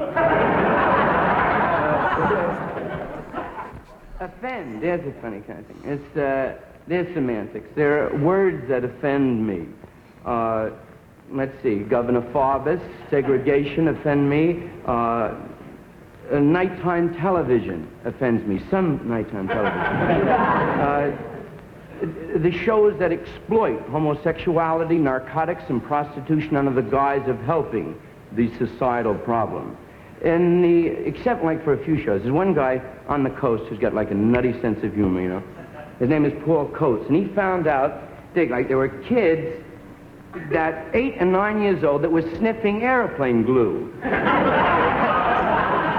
to get high on, you know, and so I had sort of a fantasy how it happened. The kid is alone in his room, and it's Saturday.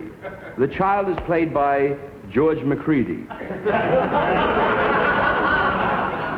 Well, let's see now. I'm all alone in the room, and it's Saturday. Mother's away, and what'll I do that's good and hostile? Let's see. I'll make an airplane. That's good. I'll make. See, it's hard to like. It's, you know what I'm saying. It doesn't really translate today because we're just.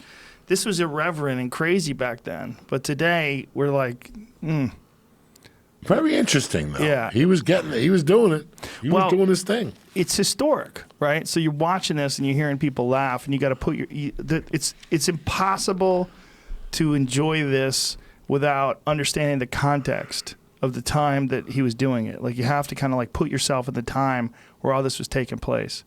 Whereas I think prior stuff still translates today. You know, there's a lot of prior material that you'll watch today and you'll still laugh your ass off. Stuff of him going back to Africa, stuff of him shooting his car because his girlfriend's trying to leave, so he shot the car. Like, he's got some bits that are just still to this day. Like, and you know, he massively influenced Eddie Murphy, massively influenced Chris Rock, who was influenced by Eddie Murphy. You know, I mean, I think he's the cornerstone. I think he's the big cornerstone of stand-up. I'm happy you said that. I feel the same way. I thought that you were gonna. I like George Carlin. I think George Carlin's a great comic, sure. But he wasn't my Richard Pryor. Richard Pryor rang my fucking bell. I loved it. For me, it was Pryor, and then it was Kinison after Pryor. Like, I think Kinison for a couple of years was just a monster. A monster. That HBO special is still one of my... The first album with the lighter, what's the name of that? Live from Hell? Yeah. That's still Louder Than Hell. Fucking tremendous. I mean, and listen, Dice's first special is a fucking tank. There's some specials that are just... They hold up. I used to watch... I used to go to that there used to be a movie rental place on 28th Street in Boulder. It was 3 floors. It was the biggest video store on the West Coast 20 years ago. They had everything. I rented that Rodney special from them so much. You know what else I rented? The Best of BET for Joe Torre. Joe Torre. Joe Torre was the warm-up then, before... What, when he had his own... Because in those days... Yeah, what's his name was the host of the show. Before Def Jam. Who was the host of Def Jam? Who started it out? Martin Lawrence did it for a while. Joe Torre did it. But they used to have... Joe Torre was jacked back then. Remember that? Jacked. He would do like sleeveless shirts. He'd have giant-ass fucking arms. Jacked. He was in that movie with Janet Jackson. Yes. That's when he was yoked with Tupac and fucking... the Janet Jackson's Mexican boyfriend. See if you can get some pictures of or video of Joe Torre hosting Def Jam. Like he would wear sleeveless shirts. Like nobody ever dressed like that, and he was funny. He was funny, bro. I like that one. Where's that guy been? I just flew with him a couple weeks ago. Where was he? He still lives here. He has his house in St. Louis. He's got a house here. He's raising his kid. And Guy Torre started that Fat Tuesdays, right? That was the thing that he did at the Comedy Store. Fucking great guys. Both Guy Torre's fucking amazing. There's Joe. Yeah. See if you can find a picture of him. Right there. On the Def one up Jam. there, right there. Yeah, I typed in, nothing really popped up. Doesn't show anything? Dude, he was jacked. He was jacked. Like, unusually jacked for a comedian. It doesn't show him on stage with, like, sleeveless shirts and shit? Well. That's Martin Lawrence. Look at Martin Lawrence. Man, that guy was my nemesis. Not in a bad sense, but in that I would have to go on after him all the time at the Comedy Store. Oh, my God. Mitzi Shore put me on after him 50 fucking times. Those were like some of the 50 hardest sets I ever had, like doing stand-up in the early days. I would just fucking bomb. Just like the Hindenburg. I'd just go down in flames. It's okay, Jamie. I never really saw him at the store that Oh, much. man, he was so good. I caught him, but it was before your time.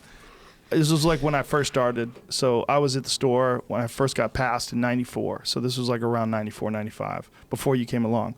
And he was on fire. Martin Lawrence was on fire.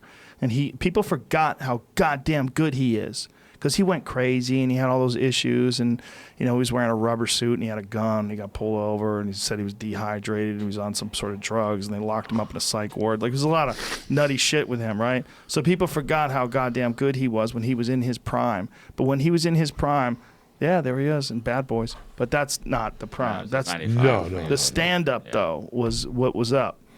When I saw him at the Comedy Store, and he would wear fucking like leather jumpsuits and shit, and just rip that place apart.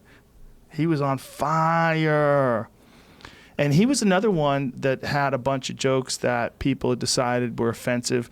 It's when MTV was getting upset at Dice Clay. Remember when they banned Dice Clay for offensive material? I believe he got caught up in a controversy about offensive material too. It's like the early days of political correctness. They decided to get pissed at certain jokes. I was thinking about, bro, the other day. I was driving, and I was thinking about news radio. You so crazy. You motherfucking hired, not Horseshack, but you Epstein. hired Epstein to play your brother, Nick DiPaolo. I was just Epstein, Nick DiPaolo, and Brian Callen. Oh, my God. Where did you pull up Epstein from? Well, they hired Epstein, but Nick DiPaolo and Brian Callen I brought in. Okay, I thought that you hired Epstein too. Yeah, no. No, I didn't meet him until he was on the set. He was a real nice guy, though. Did he pass away? I don't think so. Yeah, I think. Check it. I feel like he did. You know who's really fucking sick, bro? Your buddy. The one guy you introduced me to from that baseball show you were on. The Spanish guy that was on there with you, nice guy. Spanish guy. Yeah, you were on a baseball show. Yeah, well, I'm thinking Louis Lombardi. Mike Starr. Who? The Spanish guy that came to visit you at the store a few times. He's Puerto sick? Rican guy, yeah. I just donated to his GoFundMe or something. There's a dude from Star Trek. Remember that dude? It's in Star Trek all the time. Fucking, what is his name? God damn it.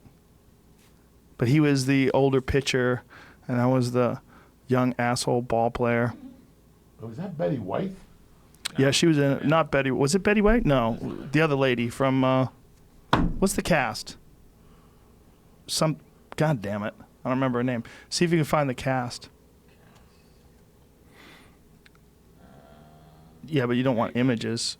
No, that wasn't. You want actual text. Don't go to images. Sometimes it pops up. Well, see, yeah, There you go. Ben... Rosemary. Yeah, Rosemary. Ben Greenwood, Mike Starr. Keep going, scrolling left. Yeah, Ben Greenwood. That guy's in He's in a bunch of movies now. Dan Florek. He was in... Law and Order. Law and Order. But go the other way. That dude... And Allie Wentworth. She was hilarious. She's been in a bunch of shit. Chris Browning, he was on... He's been in a bunch of Sons things. of Anarchy recently. Was he? Mike fucking Weird, Starr. man. What year was that? What year does it say it was? 94. 94. Jesus. That's when I had to move to California. I was miserable. I was shooting this the first couple of weeks.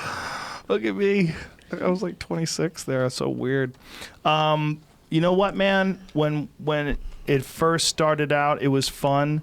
And then what happened was, with TV shows, a lot of times you have like these really funny writers. And these guys who wrote it originally were really good. But they had written for Married with Children and The Simpsons.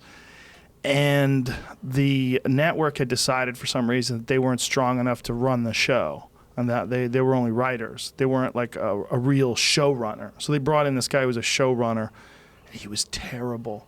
And I didn't get along with him at all. And they were actually close to firing me or him. Like there was like a real like impasse between the two of us because the guy's writing was dog shit. And I was crazy back then, dude. I didn't give a fuck. I had zero filter. I never thought I was going to be an actor in the first place. I couldn't believe him on the set. And so they would try to get me to do stuff. And I'd be like, what? And they would like give me the script, like, well, we made revisions to the script. And I would read it. I go, this is fucking terrible. And they would get pissed at me and people would be pissed. I'm like, tell me how this is funny. Explain to me how this is funny. And then, you know, like executives are going, you know, they were talking to my agent. This guy, you know, he's very arrogant and, you know, he's causing problems on the set. I'm like, I'm not causing problems on the set. I go, they took the writer stuff, they rewrote it, and they turned it into dog shit. You show me how it's not. And I was like very close to like killing my sitcom career completely just by having no filter. But then they realized it, they read it. And then they came and watched some of the run-throughs, and the network fired him. But it was close. He wanted me out. But I was one of the stars of the show. It was me and that Ben Greenwood guy. And then, I mean, it was an ensemble show, but I played the star player. It was about a baseball team, a fucked up baseball team. And I was the guy who was always causing trouble and wrecking his car and going crazy. And so they were having a real problem with me. But it was because these guys that had originally wrote it, these guys were genius. They were really, really funny. And they took their words and just butchered it and turned it into some hackneyed, fucked up sitcom. Which is what they usually do. Well, Jim Brewer was in the pilot with me. Jim Brewer, that was me. I looked like a baby. It's so weird. So Jim Brewer was in the pilot with me. He played the mascot for the team. Fuck, he was funny, man. And Jim and I were buddies from New York. There's Jim. That's Jim Brewer. No, Jim Brewer played the pioneer who he had like I feel like he got in a fight. Jeff Curran and Kevin Martin. Back that up right there where you see the line on the screen. Yeah. Where you see the words like right there. Kevin Curran rather and Jeff Martin. Sorry, I fucked their names up. Kevin Curran and Jeff Martin were the guys who wrote it. And they were really, really nice guys and really funny guys. But they were writers, you know, and this was something that they had created. And then the network just butchered it. And then it wound up getting canceled. And then I was ready to move back to New York, but I fucked up and I'd already got a lease on an apartment. I got an apartment on Moore Park in Studio City, it was actually North Hollywood. And I was like, fuck, I already got this apartment. Like, what do I do? And so I'm like, God, I got to stay here because I got a lease. And I was like, shit, I want to move back to New York. I hated it out here. I hated dealing with actors.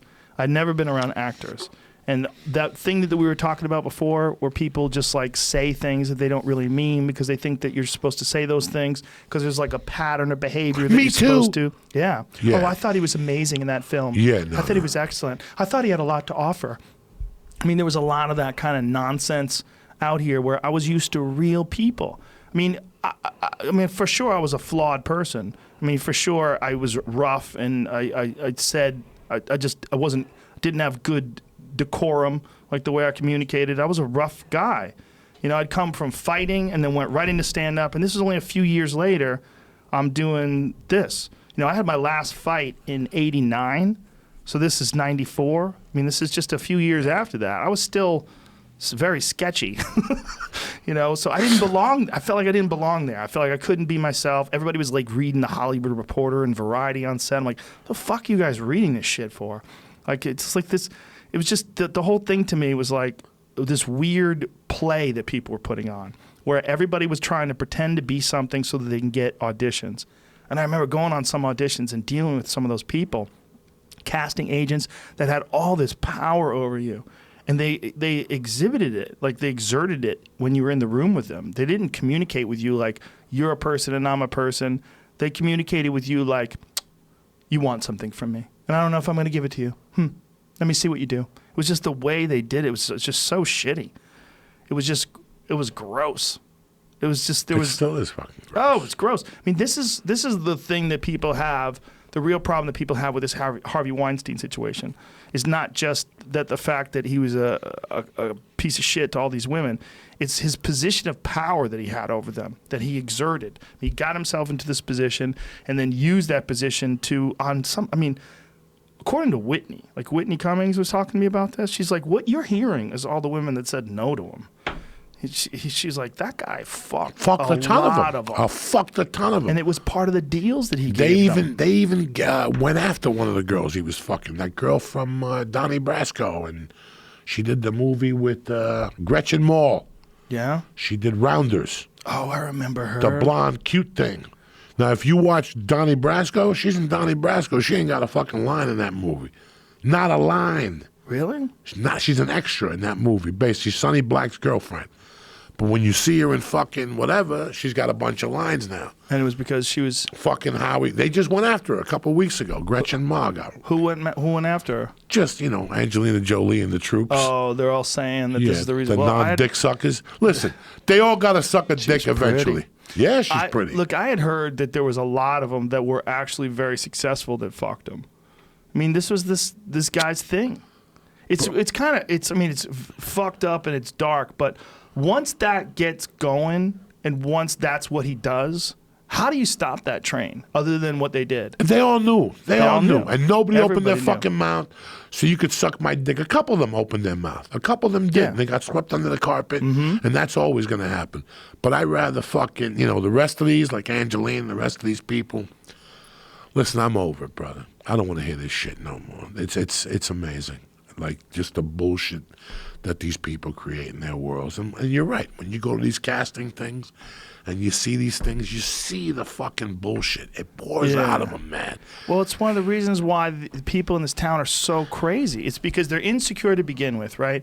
The only reason why anybody becomes an actor, like why people want to be famous, not the only reason, but one of the main reasons why people want to be famous is because at some point in their life they didn't feel valuable. At some point in their life they felt discarded, they felt abused, they felt ignored, and they had this inescapable need for attention, this hole that cannot be filled. And that was the driving force that led them into acting, where they could be on that stage and everyone was looking at them, all eyes on them, while the microphone was on and the words were coming out of their mouth and they were in the play or in the movie or doing stand-up even. It's a lot of the same stuff that propelled you and I. Being ignored as a child, feeling like you were nothing. And then realizing that when you're on stage, man, then you're something. Like that person up there with the spotlight on them, that person's shining. That's a something person. That's not, I feel like a zero. But that thing that leads you to become an actor or want to become famous is also like, it's so fucked up with acting because you have to get chosen. It's not like music or like stand-up where you can look at stand-up. All you have to do is you do open mic nights, you get funny, you build up an act, and then people come to see you. You build up a career, and the next thing you know, you become a successful comedian. That's what happened to you. That's what happened to me. But with acting, you have to get chosen.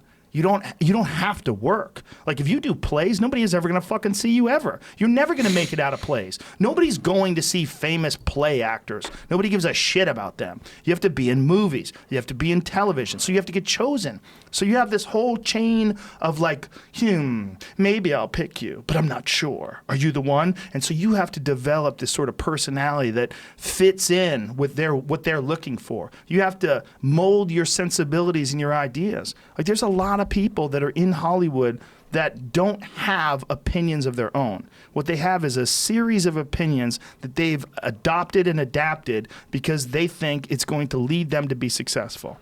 And they heard at Stromboli. You know how many times I go to an audition, I hear this. Like a lot of people don't like to audition. I like to audition, and I'll tell you why, because I fuck with them. Because you're funny. You know, I've ripped my pants out. You know, if you watch, what's that show on CBS that's been on forever?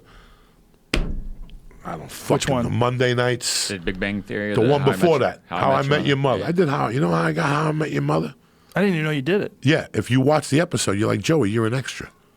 I'm an extra. You know why? Because I went into the audition, I had no underwear on. And there was you see these things that pop out of chairs? Yeah. The side things, the way you armrest. Right. And she goes, get up to read. When I got up to read pants from the came scene, down. the fucking thing got caught in the hole in my pants and my dick came out. All three women sat there and I go, did you see the egg roll? And then I lost them for sure. They even told me, they go, you got the job. As I was walking down the street on Fox, my phone rang. My agent goes, go back. You didn't even read. I didn't even read, and they had called my agent and said, we love this guy. I went back, and when I went, didn't even read. They saw the Cuban egg roll, you know. Well, they were probably not used to someone with confidence that didn't give a fuck. You know, I went to an audition one time, bro, where the guy I'll never forget this. The guy was a white trash guy. Like, this family moved in. It was a pilot for ABC. And this guy is one of those guys that he had a little circular pool in front of his house. And he was watering shit, but at the same time he had like a thong on, and he's fat, and he's got jewelry on, like one of those guys in like Long Island. You know what I'm saying? So I'll never forget. I get to the audition, all these guys are there. Tony Longo, God rest his soul, all these big Italian dudes, and I knew they were gonna get the part, bro. I'm like, they're gonna get the part. I'm not gonna get it, but I had warm-ups on. All right, I had warm-ups on with the string, and I had white tidy whities. And I had a zip-up jacket, and I had to weigh 380. So I walked in, I go, I know what I'm going to do. I'm going to take my pants off. Right? I'm taking my fucking sweats off. Dog, I walk in, and what do you think these two ladies say to me? Hold on 1 second. We'll be with you in a minute. So they turn around. That's my cue, bitch. I took those sweatpants off. I took the shoes off and my socks, and I walked closer, and I took my shirt off. When they turned back around, all I had was boxer shorts on, like the tidy whities. That's it. Tits hanging out, stomach hanging over the underwear. And they did. As soon as they turned around, they were like, "Oh my God!" They're like, "That is terrible. Put your shirt back on." I'm like, "I'm not putting on shit. All right, I'm reading this motherfucker how it is." So you were supposed to like wave and say good morning, and they're like, "Action." And they're like, can't even look at me because I'm completely naked. You know, and they can't even look at me, and I'm making believe I'm flipping burgers, and I look over at them and I go, living like a doctor. That's it. They booked me. When I got to the audition, that was the read. Living like a doctor. They even gave me my own line. Half of those auditions I went into, they gave me whatever line I said in the audition. Like whatever they said wasn't good enough. Like I go in there with my own fucking line. Yeah, that's probably why you got it. Look at Joey. He's just sitting There there you like are a in the mook back. galore. That's when you were wearing those big daddy shirts. Yeah, all look the how time. big I was. Jesus Christ, you were enormous back then. That must have been like, what, 2000 then, right? Yeah, this is 2000, 2002, 2003. I remember when I met you, like right after I met you, I brought you onto the set of News Radio. Oh, and they were all like, who is this guy? With the leather jacket on. Is this guy your friend? Like, I go, that's Joey.